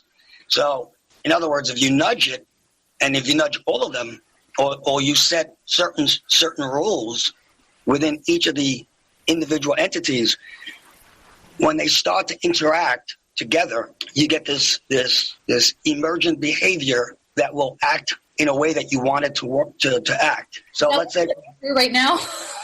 What? Is that what we're living through right now? Yes, I see it all the time. I see it through a game developer's eyes. Yeah. And let's say there's a political situation going on, and you want to direct the masses of the people in that direction. All you have to do is set up a few individual traits in a few characters, and the rest of the flock will follow. And you just need basically 3 rules. In order to get a flocking behavior, there needs to be cohesion, so everybody has to come together, right? Mm-hmm. Cohesion doesn't have to be a physical thing. It could be a metaphor for something else, for some kind of behavior, a mental behavior. You have to have, that's one. You have to have alignment. All of them have to be aligned. So each entity will act only in accordance to its neighbors. Mm-hmm. So the entity looks at his neighbors, and he aligns himself to the average of his neighbors. He also separates himself to the average midpoint of his neighbors. And here's one more, the third thing, separation. The entity has to keep a certain separation, a distance. What? Yes. No. Oh my gosh. Cohesion, alignment, separation? Cohesion, alignment, and separation. And cohesion, distancing, and alignment. Yes. And with that, you can pretty much do anything you want with group dynamics. What do you think of that? I mean, that to me was very profound. That's what I thought was happening with Ammon Bundy. Ammon Bundy portrayed himself as a patriot. Mm-hmm. And, so he had a lot of support through the whole Malheur thing. Shortly after the Malheur thing, then he said he wanted open borders. We should have open borders. Well, he lost a lot of support that way. I wasn't aware he said that. Then he started up this new group after the pandemic COVID stuff started. He started up a new group, and on the same dynamic, it's supposed to be that if you have a problem, we will come out and help you with this. We will support you and all of that. But it seemed to me like he was kind of going left, moving left. And then he came out and said, we support Black Lives Matter. And turns out he's an anarchist. But the thing is that there are still people who portrayed themselves to be patriots who are still following him. I wasn't aware of this term. That kind of group dynamic that they're talking about there is something to it. It does work. Yeah, there are some people that seem to be just programmed to follow the leader. Yes. Absolutely. No matter what the leader does. And this mob mentality, cohesion, alignment, and separation. You know, it's interesting with the separation. We have a lot of social distancing going on today, don't we? You know, a lot of manipulation taking place there with the mask. It's the psychological damage that is being done to this generation is I think it's going to be studied for years to come. Well, it's criminal, and just the word criminal doesn't begin to cover it. I think it's crimes against humanity, but it doesn't seem like anybody in our government, anybody in the official in position to do anything about it. They're not doing anything about it. They're just letting it happen, letting it roll on. Yeah, Anonymous 2210 in the chat room says Second Life contributed, because I mentioned Second Life earlier, Second Life contributed to the dissolution of my marketing company in 2008. My partner, the webmaster, was literally addicted to it. Meanwhile, his stay-at-home wife remained an alcoholic, and his 2 young homeschooled children showed signs of serious parental neglect. So absorbed was the webmaster by his computer screen and the demands of his client base, it basically destroyed their business. And I think this is kind of a tale that has been told, or could be told, numerous times where something like this happens. You know, it's an addiction. People get further and further down into these types of things, and I think people increasingly are addicted to dopamine hits. And when we're talking about crowd mentalities here, we're talking about alignment with other people and peers, you know, basically peer alignment, and how it affects the group dynamic. I mean, I don't think you can have any greater example of that with this mob mentality that we're seeing everywhere. You know, Black Lives Matter and Antifa, these mobs of people. You know, somebody once said that the mob has many heads but no brains. And you can see that materialize every single time one of these events takes place, which in America now it seems to be nightly, where you have all these people getting together, destroying things, which they wouldn't do probably wouldn't do if they were by themselves. But this mob mentality takes over, and they can do things and commit acts that go far beyond what they would ever do if they weren't a part of a mob. Yeah, well, I don't know. Maybe the world is getting too complex. I'm not sure. But I do know that when people lose the solid things in their lives, the things that they can count on, you know, a job, a home, their family, the things that are solid, when those solid things are removed, then people are just kind of free-floating, looking for a group or something to belong to. Mm-hmm. Yeah. So they can, you know, replace that what was solid in their life with something new that is solid in their life. Yeah, except that this even if it's a negative thing, even if it's still not real, something solid in their life. Even if it's not real, and it's not really solid, that's the whole problem with this stuff. There's just so much in this seminar. I encourage people to go watch it. There's no way we can do it justice by clipping it here, but we're trying. It just needs to be watched. It's very rich with information. They get into sustainable development, the Millennium Development Goals. And the new economy that's being built that will use these digital resources and replace them with real ones. I also want to talk about, you know, one thing that they did discuss are these human capital bonds. Human capital bonds and what do they call it? A certain type of investment. Well, it would social be, performance. It would be a social investment. It was based on the performance of people.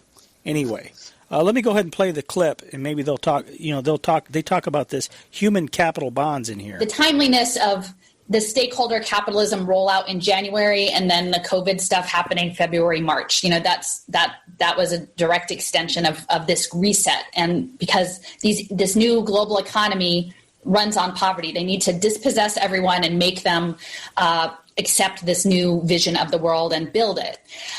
Central to this is this concept that may seem disconnected, but this is the stakeholder capitalism piece, is these human capital bonds. So I've been tracking human capital bonds for the past 4 years or so. This concept started out in 2000. The origins go back to the mid-90s with outcomes-based government contracts tied to social welfare. They were lifted up in the UK in like 2010. It was a prison social impact bond. These financial instruments are essentially ways of generating profit through human beings. So we've already said capitalism is crashing in its present form. People don't have buying power. People are in deep debt. How is the growth going to happen? Well, we'll virtualize it, but we need to do something with the people. And surely there may be a certain element of, planned extermination due to hunger, due to vaccine injury, due to other things. But not everyone, and then human beings in a world of post-work, which is what they're envisioning, that these robots are doing majority of work, not just industrial, but also social, welfare work and professional work. That what good are people? Well, you turn them into a commodity and you gamble on them. And so these human capital bonds or social impact bonds or pay for success is the mechanism to do that. It's the financial apparatus. Your value as human capital will be linked into your social credit scoring and how you interact with these augmented reality worlds. So I just have a definition here. We sort of developed it collaboratively, but human capital bonds are financial instruments that generate profit through investment in privatized, tech-driven social welfare systems. Okay, and that's key, is that the social welfare state has to be digitally platformed in order to gather the data for the finance deals. These compel the recipients of services, so that's healthcare, education, food stamps, therapy, to perform on a prescriptive pathway. So the pathway is the game. Okay, it's important to understand that putting everyone on a pathway, when you hear pathway, that's the game. You're assigned a pathway and you must walk it and click off the boxes that you've done what you're supposed to, and that's the game you're supposed to play, and you're supposed to, quote unquote, improve yourself. And that framing is set up to, it sounds very nice unless you understand how paternalistic it is. And I need to emphasize that these structures are very much racialized. And in terms of this training data with the AI and the prediction, it's based on all of the data of very racist systems, right? So that the people who have been harmed the most are actually targets of this because these markets run on trauma and poverty. So Black communities, brown communities, indigenous communities will be on the brunt of these predatory financial systems.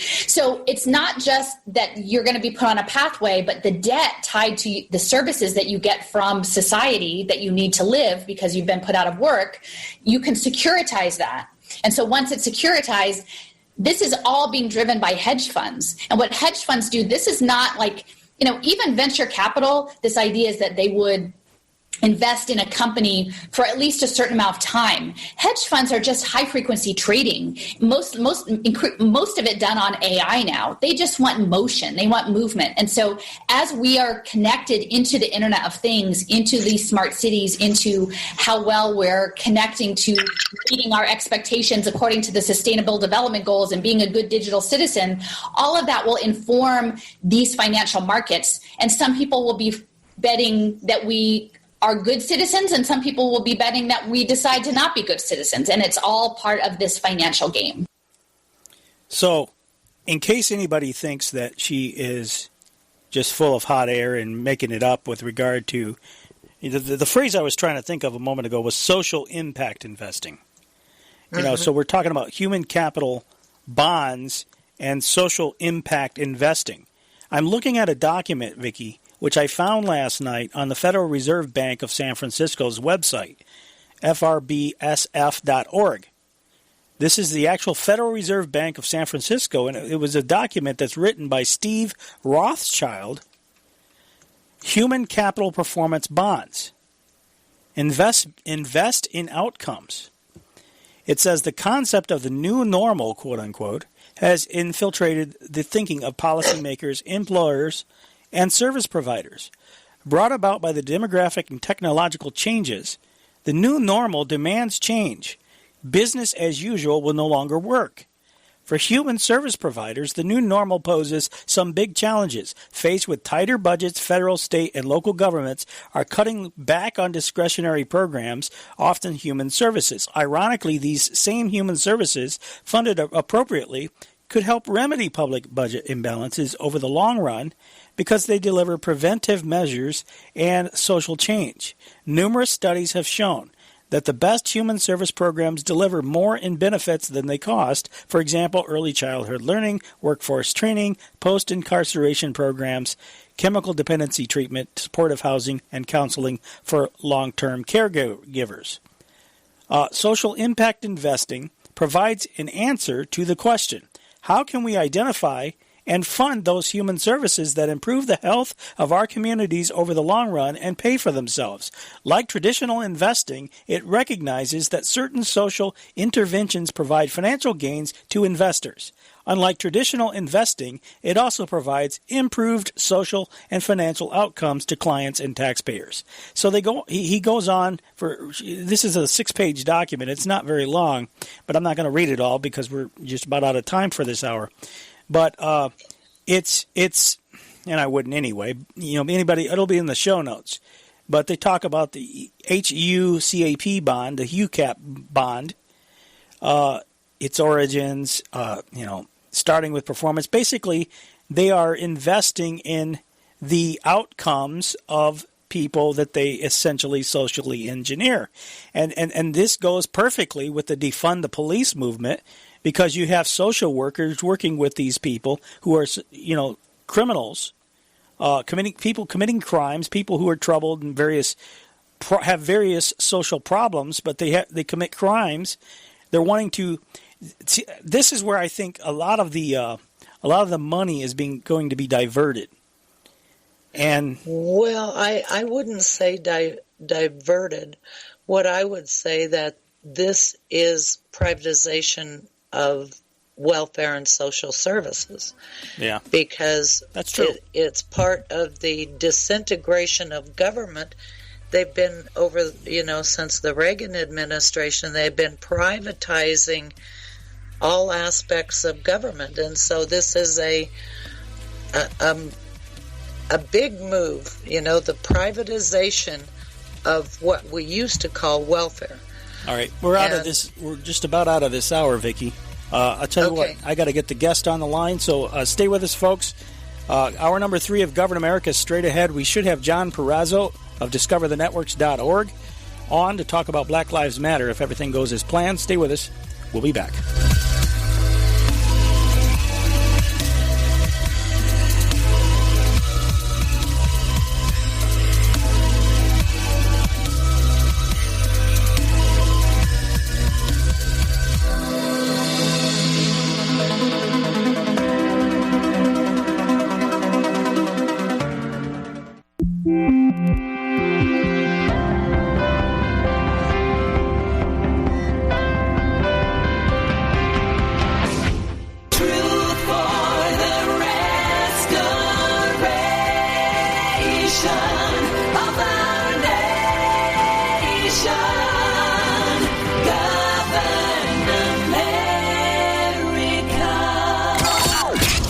Before us the opportunity to forge for ourselves and for future generations a new world order. New world order. New world order. This is a moment to seize. The kaleidoscope has been shaken. The pieces are in flux. Soon they will settle again. Before they do, let us reorder this world around us. A new world order. A world where the United Nations is poised to fulfill the historic vision of its founders. Nevertheless, the United States is in a key position to shape this so that the problem of the Bush presidency will be the emergence of a new international order. The first decade of the 21st century, that out of what will be seen as the greatest restructuring of the global economy,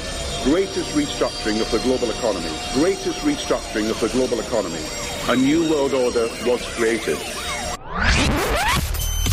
documenting the crisis of our republic. The very word secrecy is repugnant in a free and open society. And we are, as a people, inherently and historically opposed to secret societies, to secret oaths, and to secret proceedings. Waging war on the New World Order. The councils of government, we must guard against the acquisition of unwarranted influence, whether sought or unsought, by the military-industrial complex. This is Govern America with Darren Weeks and Vicky Davis. Live from FEMA Regions 5 and 10, this is the third and final hour of Govern America. I'm Darren Weeks, and it continues to be the 12th of September 2020 as we get right back into the show here. We're going to be joined now by John-Perazzo. He is the editor of DiscoverTheNetworks.org, an encyclopedic guide to the political left and a project of the David Horowitz Freedom Center. He is also a contributing writer to the Front Page magazine, and he has written a lot of good stuff there, and especially on these movements. This is a show that I've really been planning for a while, and I could think of no better guest to come on and talk about it because he has done a lot of research on the networks, having run the website which reveals, different connections and monetary funding for these various organizations. So I'm really looking forward to this discussion because this is a very revolutionary movement. I've said so often I sound like a broken record. Black Lives Matter is a terrorist organization.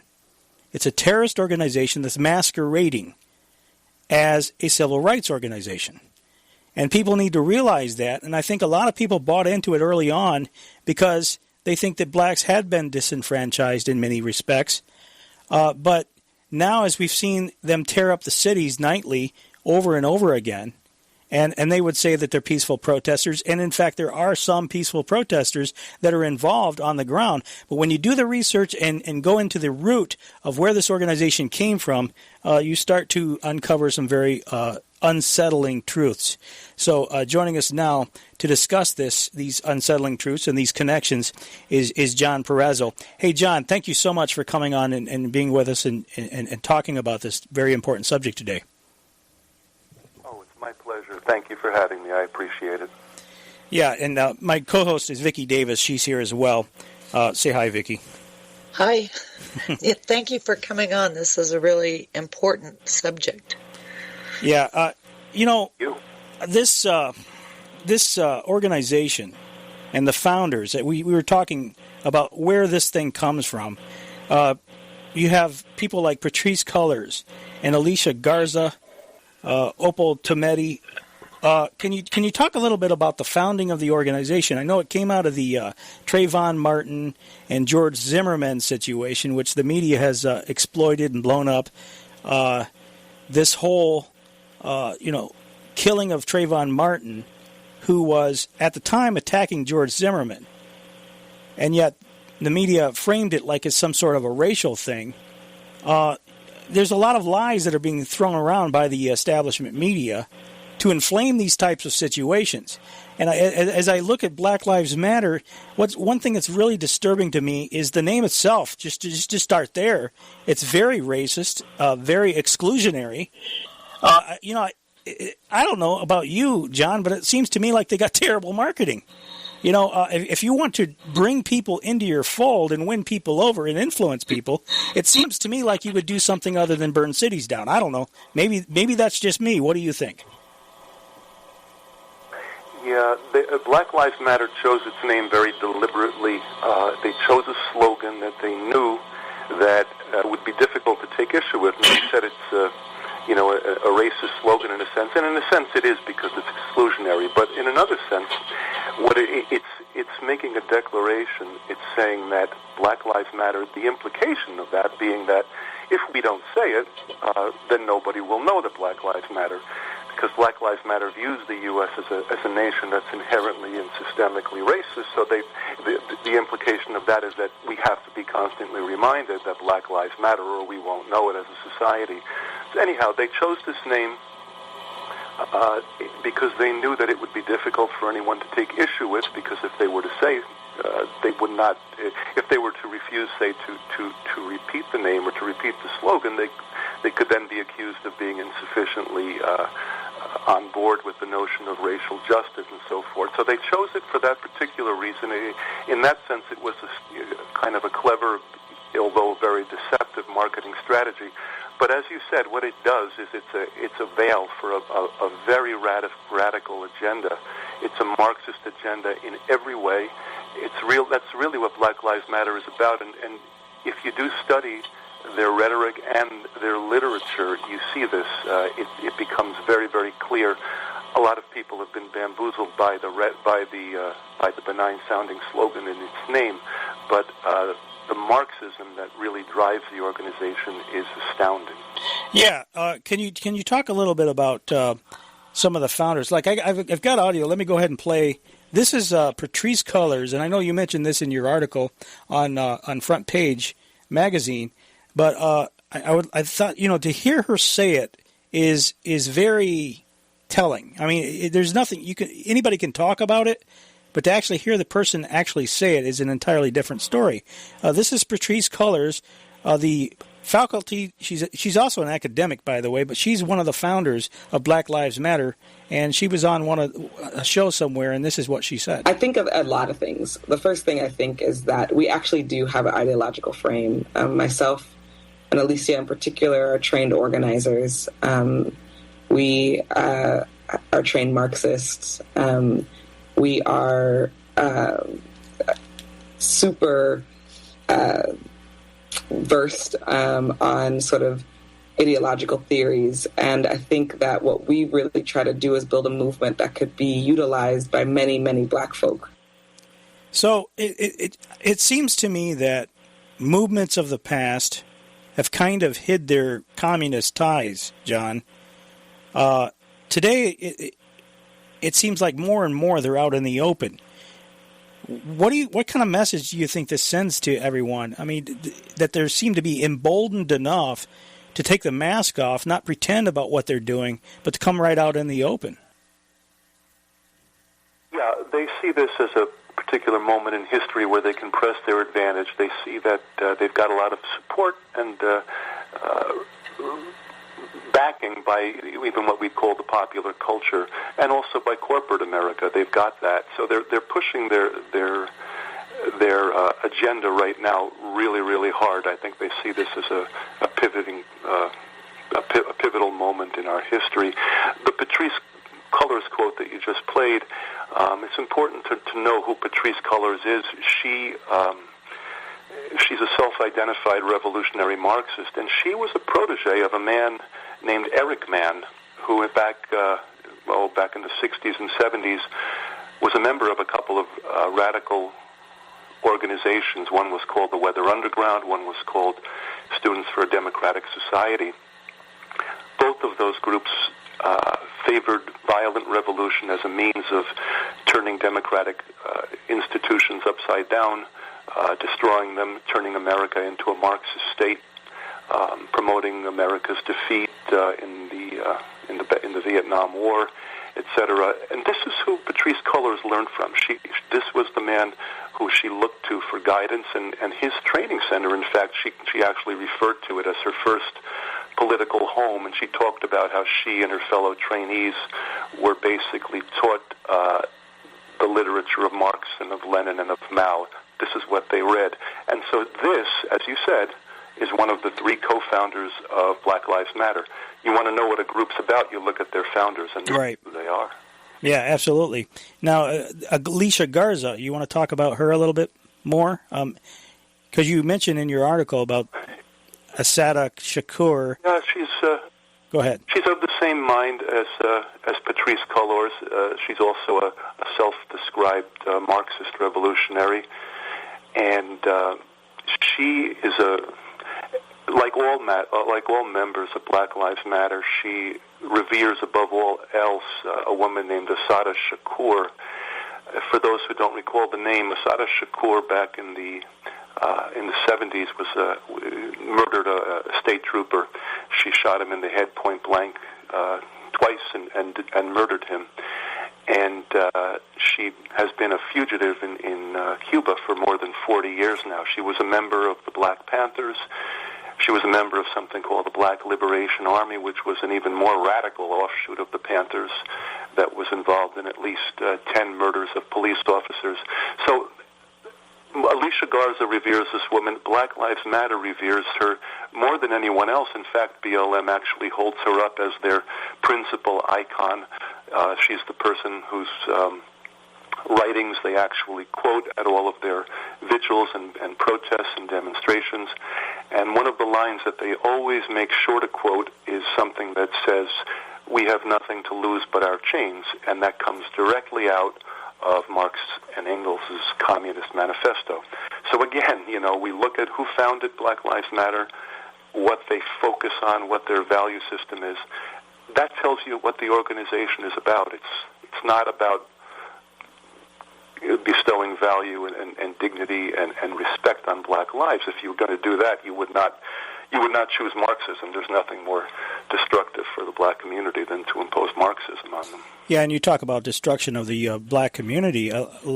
Everything that's going on right now, I think, is destructive to the black community, if you want to use that phrase, because this is, I believe, engineering a lot of animosity against black people, many of whom do not deserve it. I mean, there are a lot of black people who just go about their business and are trying to live their lives and being left alone. And I think, things like Black Lives Matter does a lot of disservice to people who are just trying to better themselves. There are a lot of black people that go to work and put their pants on every day, just like white people do, and they just want safe neighborhoods. They just want, and these are not people that want to eliminate the police.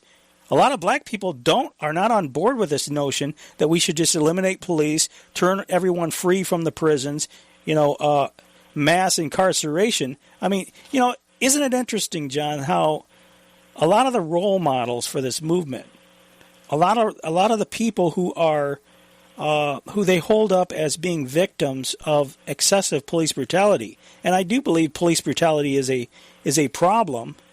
We've talked about it. There's a lot of overreaching, certain cops, and I think there's a lot of times some protection there going on at the police force, and that needs to be dealt with whenever it happens.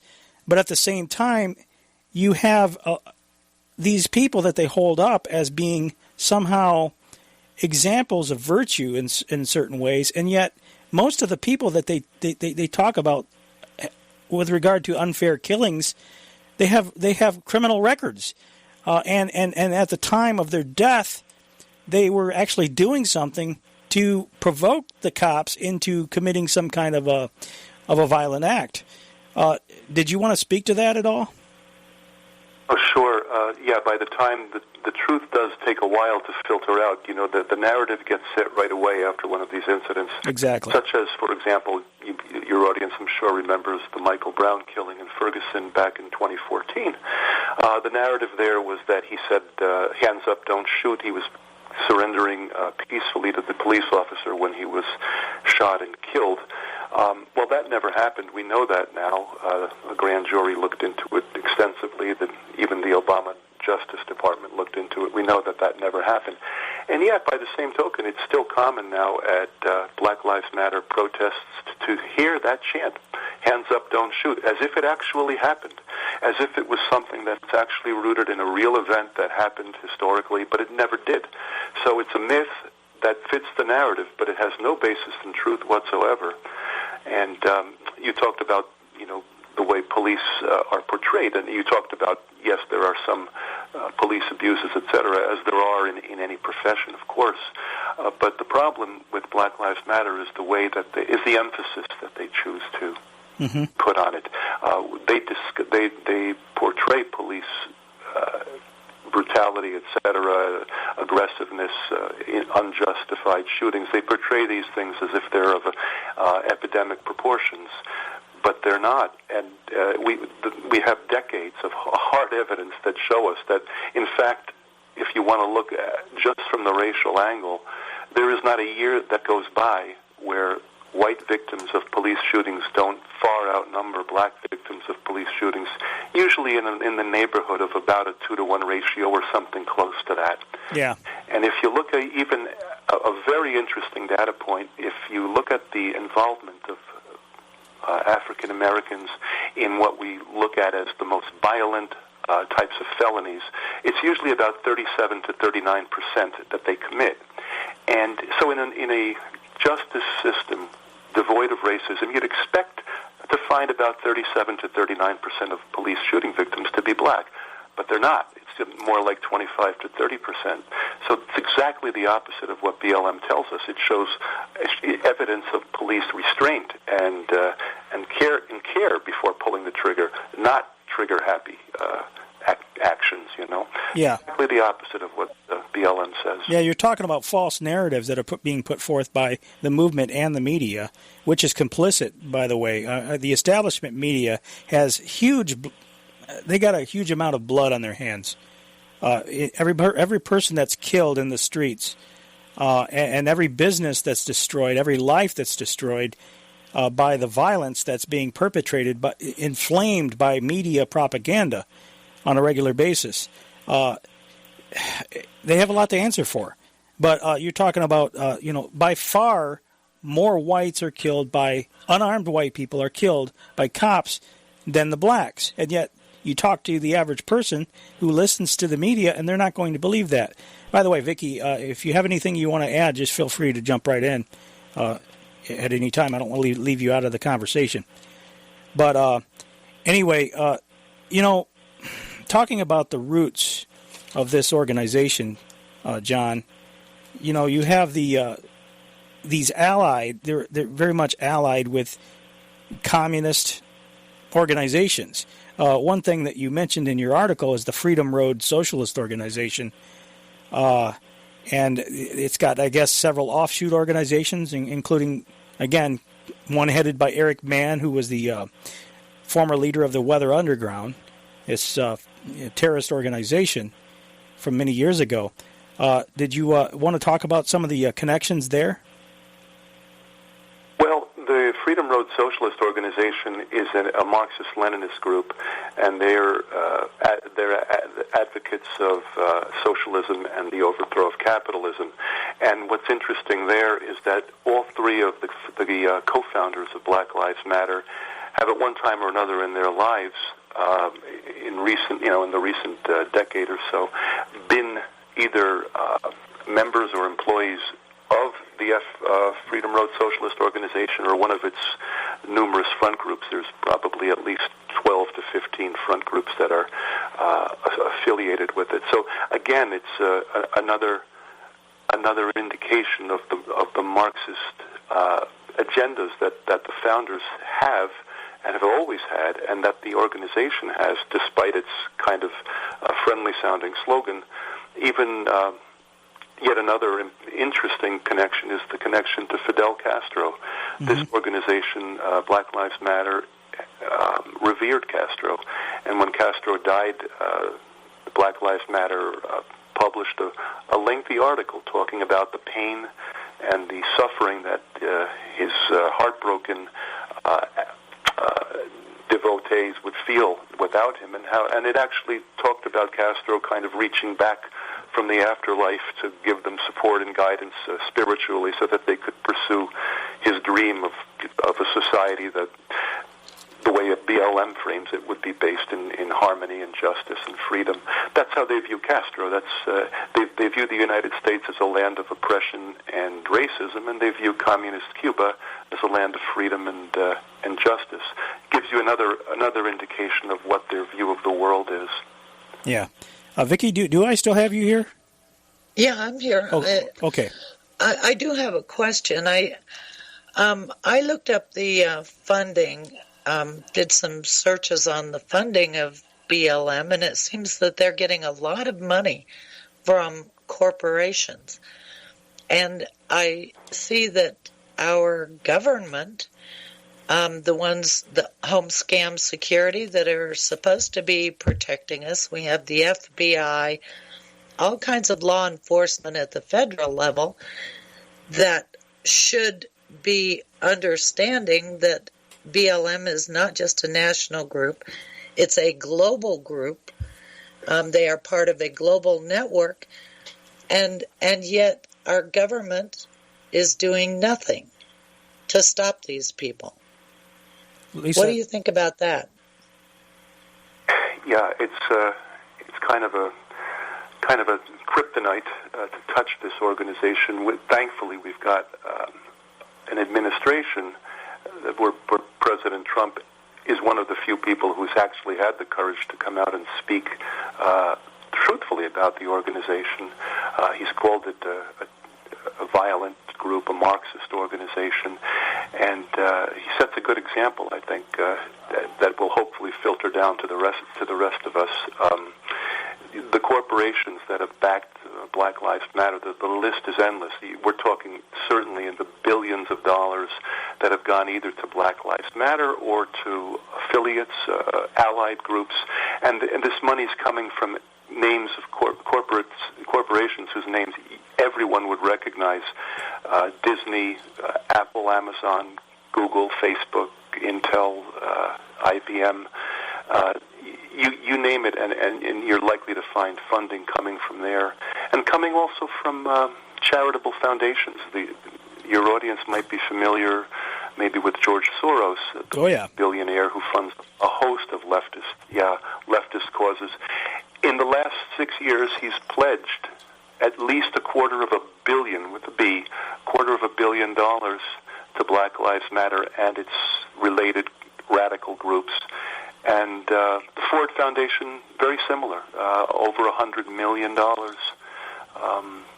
Black Lives Matter and other related groups. So the money is huge.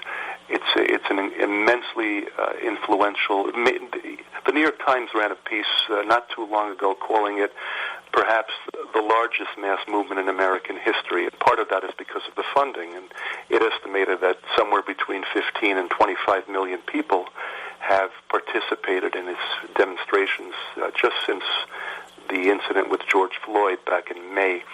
So we're talking about an enormous movement, and also one of the most destructive movements, in perhaps the most destructive in history. By the time it's done, the costs rung up by the theft and fire and vandalism will exceed even what happened in '92 in Los Angeles with the Rodney King riots. I wonder if you can address the issue, on the funding. Why is it that the corporations, these big multinational corporations, many of which you mentioned, but there's a whole lot more, why are they just all jumping on board and supporting this organization? I mean, are the people running them? I guess the question is, have the communists infiltrated these companies to the point that their ideologies align with Black Lives Matter, or is it just the natural result of bullying, and they feel like this is the path of least resistance, shall we say? Yeah, it's both. In some cases, the heads of the companies are true believers. One of the best examples would be Jeff Bezos over at Amazon. He is a true believer. He is fully on board with the Black Lives Matter agenda, and he actually got some resistance from customers and affiliates, etc., who told him this is too much, because he was so vocal, and Amazon's website was devoting so much attention to the notion of Black Lives Matter, we care about black lives, as if that needed to be said over and over and over again to constantly remind this racist, benighted nation that it's supposed to respect people of all colors, as if the nation itself is so racist. And so people took offense to that. People don't like being called racists unjustifiably. Bezos was not affected by that at all. He got right back, slapped right back at them and said, listen, this is what I believe. I'm not changing. I understand if you don't want to do business with me anymore. That's fine, but this is where I stand and I'm not changing. In other cases, like you said, you've got a situation where corporations are trying to insulate themselves from potential charges of racism, which can spell death and destruction for their companies. So they're trying, I think, to insulate themselves from that. And there's a lot of leftists who head the the boards of directors of these corporations, and they may be not so much trying to insulate themselves as trying to give voice to their own view of the world and view of the country, which embraces this notion that America is a racist cesspool that needs to be transformed, which is essentially what Black Lives Matter tells us. Yeah, you talk about business owners that are trying to insulate themselves. I think one of the most, and I've mentioned this before on this broadcast, but I think one of the most telling pictures that I think is worthy of an award is the car dealership that had Black Lives Matter on their marquee in the front, and in the background the entire thing was engulfed in flames. You know, you see a few cars parked there in the parking lot, but for the most part, it's just all fire. And there's another business that had some similar thing, a sign in the window, but all the rest of the windows are all broken out. So it demonstrates that if you give radical terrorist groups any kind of leeway, if they learn that they can be successful with the strategies, they're going to keep practicing the strategies. It's kind of like public policy 101, where you get the behavior that you reward, and unfortunately, more and more they're rewarding these bad behaviors. I'll tell you what, we're at the bottom of the hour. I'm going to go ahead and take a break, and we'll come back in another for the final half hour of the show. Folks, our guest is john-perazzo. He is the editor at discoverthenetworks.org, and he is also a contributing writer to Front Page Magazine and the author of the book, The New Shame of the Cities. And you can get that on Amazon and possibly other places as well. He can talk a little bit more about his book. Stay with us. Government America continues on the other side of the break. Don't go away.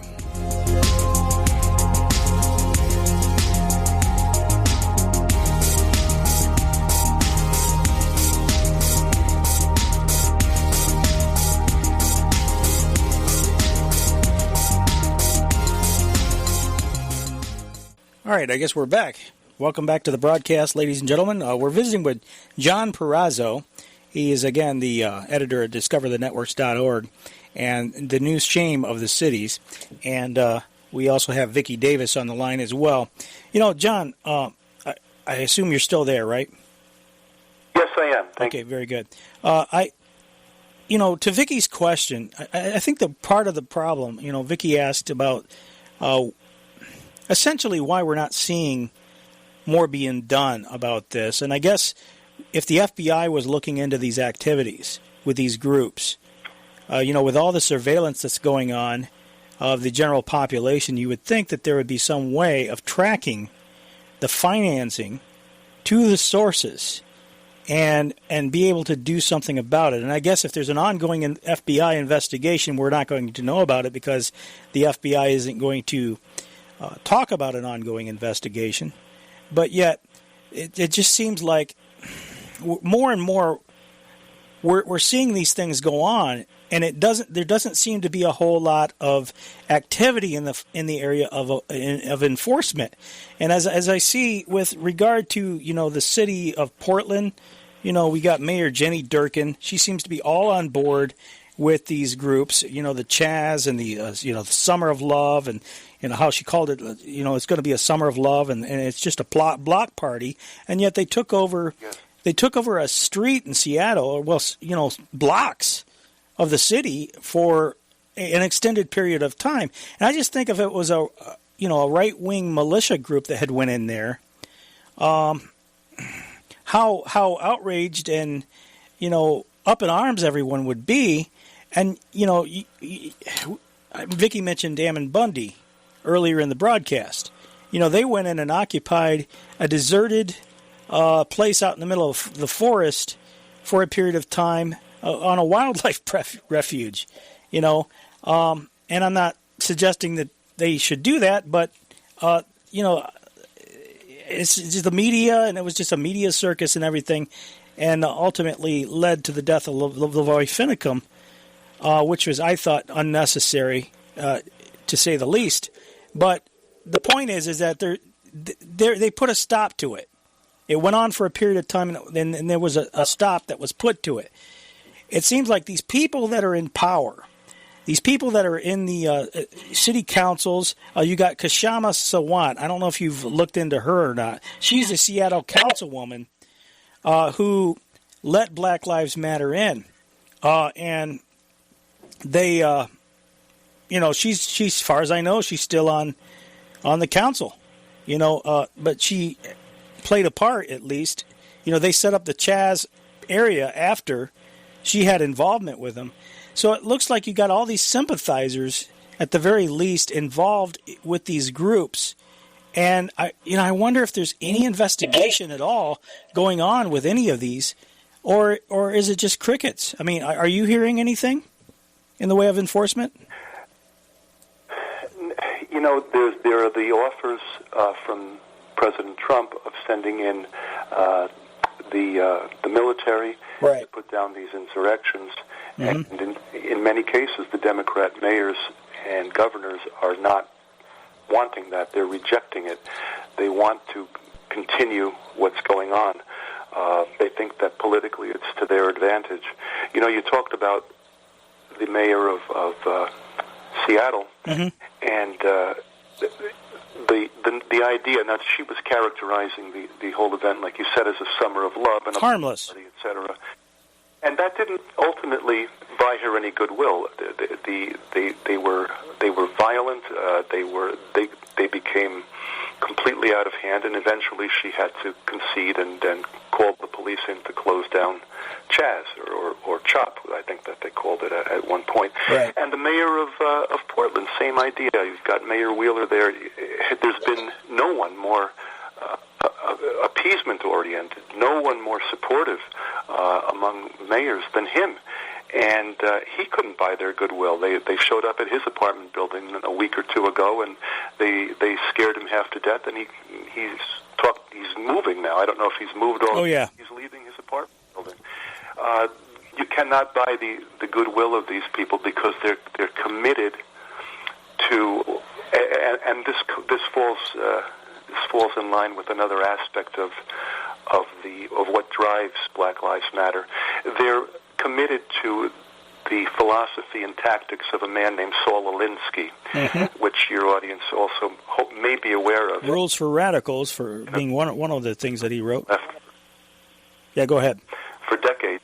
He's been dead for almost 50 years, mm-hmm. but he was a big influence on Obama and Hillary, and he's still a major influence on the left. And Black Lives Matter has actually taught workshops on what they call the Alinsky method of community organizing and of social transformation.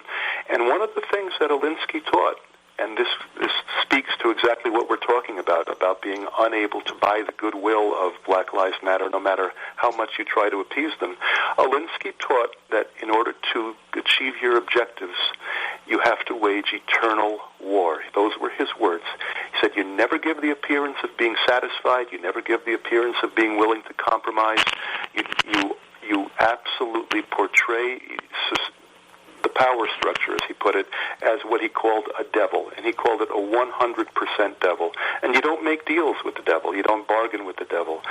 Black Lives Matter will not bargain with what they see as the devil, which in its vision is, of course, law enforcement and also the government.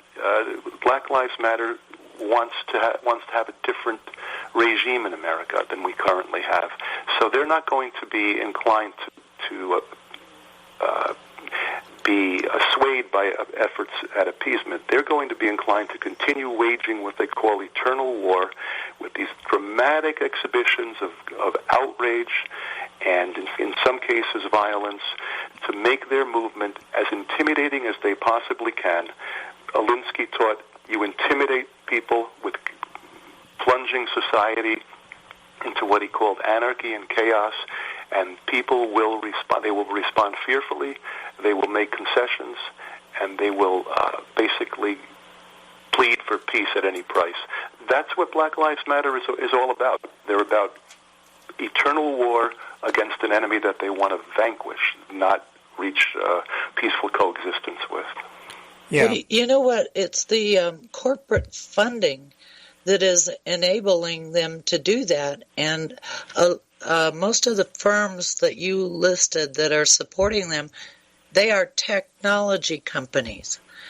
And the agenda of taking our country apart is right in line with the agenda of the technology companies for building this globalized world, you know, with corporations by sector being self-governing. So it seems to me like there should be some analysts, some intelligence people in our government that should be taking the whole world view of Black Lives Matter within the context of their corporate sponsorship, within the context of taking our country apart. And they should be looking at it like that, but it doesn't seem that they're doing that at all, does it? If they are, like you said earlier, it's not something that we're really, aware of. But we can only hope, because there's an awful lot there. The funding that they give to Black Lives Matter sometimes goes through various allied organizations, not directly to Black Lives Matter. So it's sometimes a little nebulous. So it's kind of like a money laundering operation. Exactly. And even if you, as an individual, if you want to make a contribution, say, directly to Black Lives Matter, well, you can do that, and you can go on their website, and what happens then is you get transported to another website called Act Blue Charities, and that's an organization that facilitates contributions to Democratic Party candidates and leftist causes of all types. And, we don't even know how much of that money that goes through Act Blue from you and from not you, but anyone who wishes to contribute to Black Lives Matter. That money may actually end up, in some cases, right in the coffers of the Democratic Party, because Act Blue is a major funder of the Democratic Party, and we know that Black Lives Matter has been very, very clear that one of their major objectives is to get President Trump out of office and get a Democratic administration. They even participated in a big national convention, black national convention, they called it, just a week or two ago, where they laid out a policy platform for what they said the next administration should follow, meaning the Biden administration. So Act Blue has a great stake in what's coming, in the election that's coming up. And if you contribute money through Act Blue to Black Lives Matter, we really don't know if some of that money gets diverted to the Democratic National Committee. We absolutely don't know, but we certainly have reason to speculate that it's possible. Yeah, you talk about some of these groups that kind of run in interference for the funding, or actually that's the wrong word, facilitate the funding, and really the anonymity that goes along with a lot of the funding. Thousand Currents is one of those types of things. I'm not, if I'm not mistaken, I think George Soros also funds Thousand Currents, doesn't he? I don't know if you know. I believe he does. Okay. Thousand Currents is a left-wing nonprofit group based out on the West Coast, and what they do is they act as a fiscal sponsor. It's called a fiscal sponsorship for Black Lives Matter. BLM doesn't have its own tax-exempt status with the IRS, so they can't take donations from you or I, tax-deductible donations. So the donations go through Thousand Currents, the fiscal sponsor, which can accept tax-deductible donations, and then after Thousand Currents takes a small fee out, the money goes to BLM. So that's how that works. And Thousand Currents is an interesting organization because they've got one of their board members is a woman named Susan Rosenberg, a former Marxist terrorist, and she describes herself as a revolutionary. And it's an indication that Thousand Currents, the fiscal sponsor, is ideologically very, very much aligned and in sync with what Black Lives Matter is all about. Yeah. Yeah, and isn't it interesting that all of these, the more you dig, the more you find these ties to radical roots, Marxist roots, and, but we really don't need the ties. when you have the founders coming right out and saying exactly what they're about. And if anybody thinks that they're in favor of helping the black people, all you have to do is go to their website and look at what we believe on their website, which clearly states that they want to get rid of the nuclear family. How is that going to help the black people? The abolishment or how do they put it in there? Dismantling. They say they want to dismantle cisgender privilege, whatever that is. I guess, heterosexuals, have privilege now. It seems like everything that they disagree with, these Marxists, is called privilege that needs to be done away with. Yeah. If you were going to sit down and try to devise a way of damaging and destroying Black America, you would adopt this exact posture that Black Lives Matter has regarding what you just described, the nuclear family. It favors what they call villages, which would be a socialist model, rather than actual family units. It reminds you of Hillary Clinton's book. It takes a village. Yeah, exactly. And why did they do this? It's very simple. It's no secret. Marx and Engels wrote about how the abolition of private property would be a good thing, and that it would naturally flow and lead to the abolition of the nuclear family. They saw that as the natural progression of history. So Black Lives Matter accepts this, even though we know from decades, again, of hard evidence, hard empirical data, that children of any race, regardless of race, if you're born into a family without fathers, as 70% or more of black babies today are born, you have an infinitely higher chance of growing up in poverty, of dropping out of school, of having all types of psychological and emotional disturbances, of yourself giving birth out of wedlock down the road and perpetuating the cycle, of ending up in prison, of ending up in a juvenile reform institution. Your life is so much more difficult under those circumstances. You would think that a group that actually cared about the dignity of black lives would reject this before it did anything else. And yet, it's the very thing that they embrace. They say the dissolution of the nuclear family is a high value for them. It goes to show that the slogan, Black Lives Matter, is meaningless. It is a Marxist organization, pure and simple, nothing more.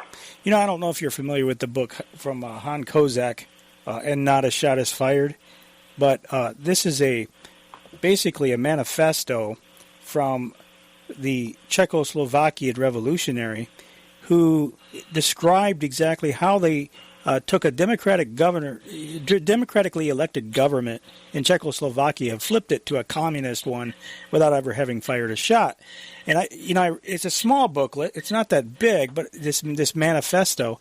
But and he wrote it, and it was translated into English. But he wrote it with the intent in mind for any future revolutionaries who wanted to repeat what they did, to be able to follow that script, basically. And I look at everything that's going on in America with these groups, with these organizations, John, and it looks to me like exactly the same model. It looks like exactly the same thing, the same pattern, the popularizing slogans, the infiltration of groups, the pressure from above and pressure from below, the pincer strategy. All of this stuff is being replicated right here in the United States, and it seems like nobody is, everybody's powerless to do anything about it. I mean, you got half the population that sees it. We see it. We understand what's going on, and yet somehow it's just like nothing is seemingly happening in the way of stopping it. That's very worrying to me, because if these radicals are not stopped, if these radicals are not dealt with in accordance with the sedition activity that's taking place, we're not going to have a country left. And to see these businesses kowtowing, major corporations, but even the minor ones, many of them, I think, it is out of fear. They don't want controversy. They don't, they're just trying to make them go away. But the problem is if we don't start seeing some major pushback I mean, they're literally, and my one of my biggest concerns is we're going to see white genocide in this country. If this kind of stuff, I mean, you chronicle a lot of what they've said, a lot of the quotes, a lot of the hate, a lot of the venom that has been spewed by these organizations and individuals, that are associated with them. And of course, the Black Lives Matter as an organization would say that these are, their protests are peaceful. It's these people who are using the name Black Lives Matter that are actually engaging in the violence, the rioting, the breaking of windows, the setting of fires, the arson, the graffiti. You want to address that? Yeah, they are very violent. There's, at latest count that I'm aware of, there's close to 600 full-blown riots that have been carried out in cities across the country under the name Black Lives Matter. Mm-hmm. They can speak all they want about this being a peaceful movement that a few fringe extremists have allowed to get out of hand or hijacked. That's not the case. This organization, like you even said, even the rhetoric that they use, you're probably aware of the old pigs in a blanket, fry 'em like... Right, exactly. It made big headlines, yeah. Pigs in a blanket is police in a body bag, essentially, is what it means. They embrace violence. It's part of the way that they wish to intimidate the rest of us. You said there has to be pushback, and there does. And the only way to do that is to not be afraid, because if we are silent, of course they're going to win. And it's very important not to be silent. It's important to just inform ourselves, understand what they're about, share that information, even in just very small, bite-sized pieces with the people in our circle of influence, and let them understand that the slogan and the organization are two very, very different things, or we're lost. I mean, otherwise we're going to be a nation constantly tiptoeing around in fear. And, what we call the cancel culture is very, very powerful right now, where it just terrifies people. People are afraid to speak up because of the consequences can be horrendous. You can be harassed and shunned and shamed, fired from your job simply for taking a position that opposes Black Lives Matter or speaks about Black Lives Matter in a way that's critical. And you could be a leftist or a liberal and have this happen to you. You cannot buy the goodwill of these revolutionaries.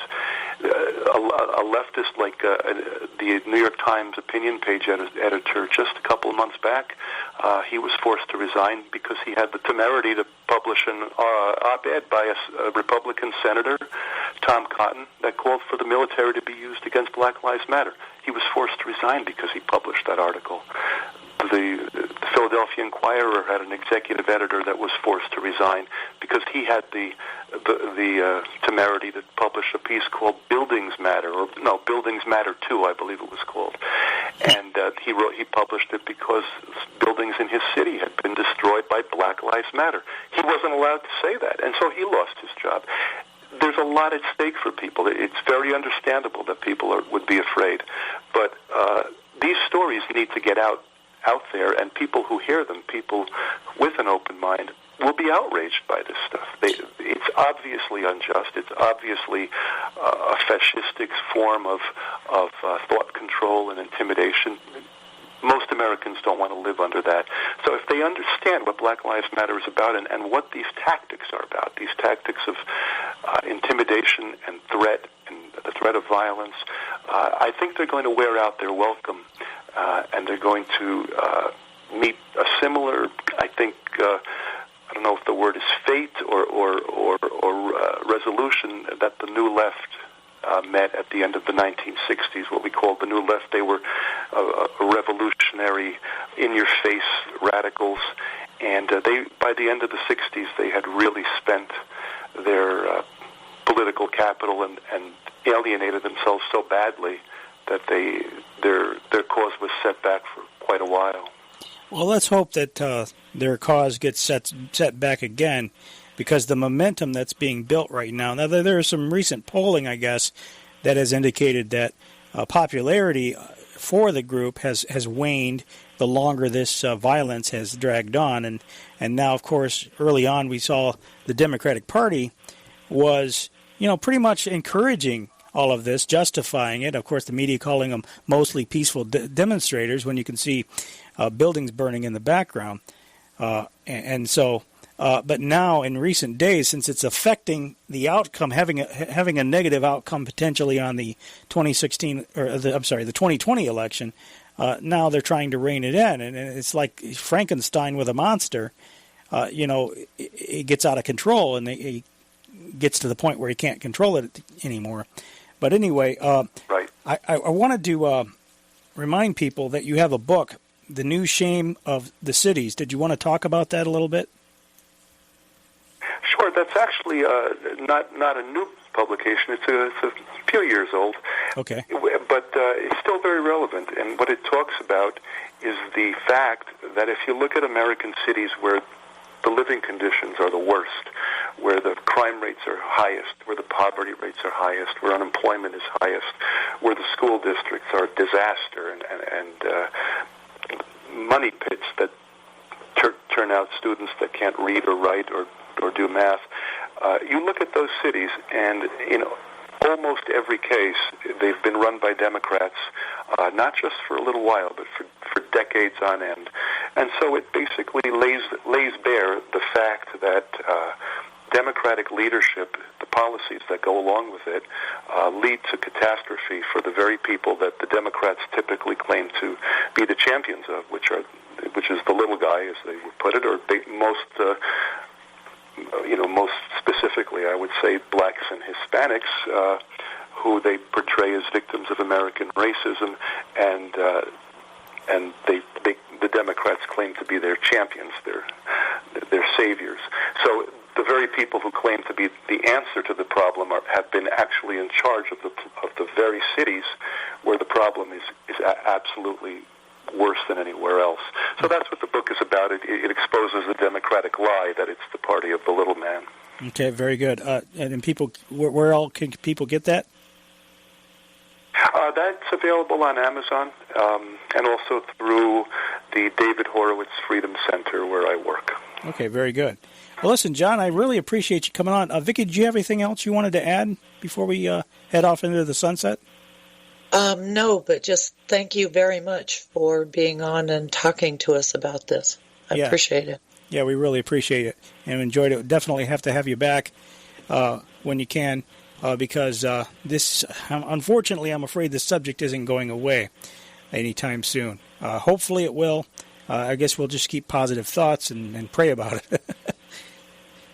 Yes, I really appreciate your having me on, and it was great to speak with you about it. It's an important conversation. I thank you. Absolutely. Well, thank you very much. And thank you, listeners, for being with us. We appreciate it.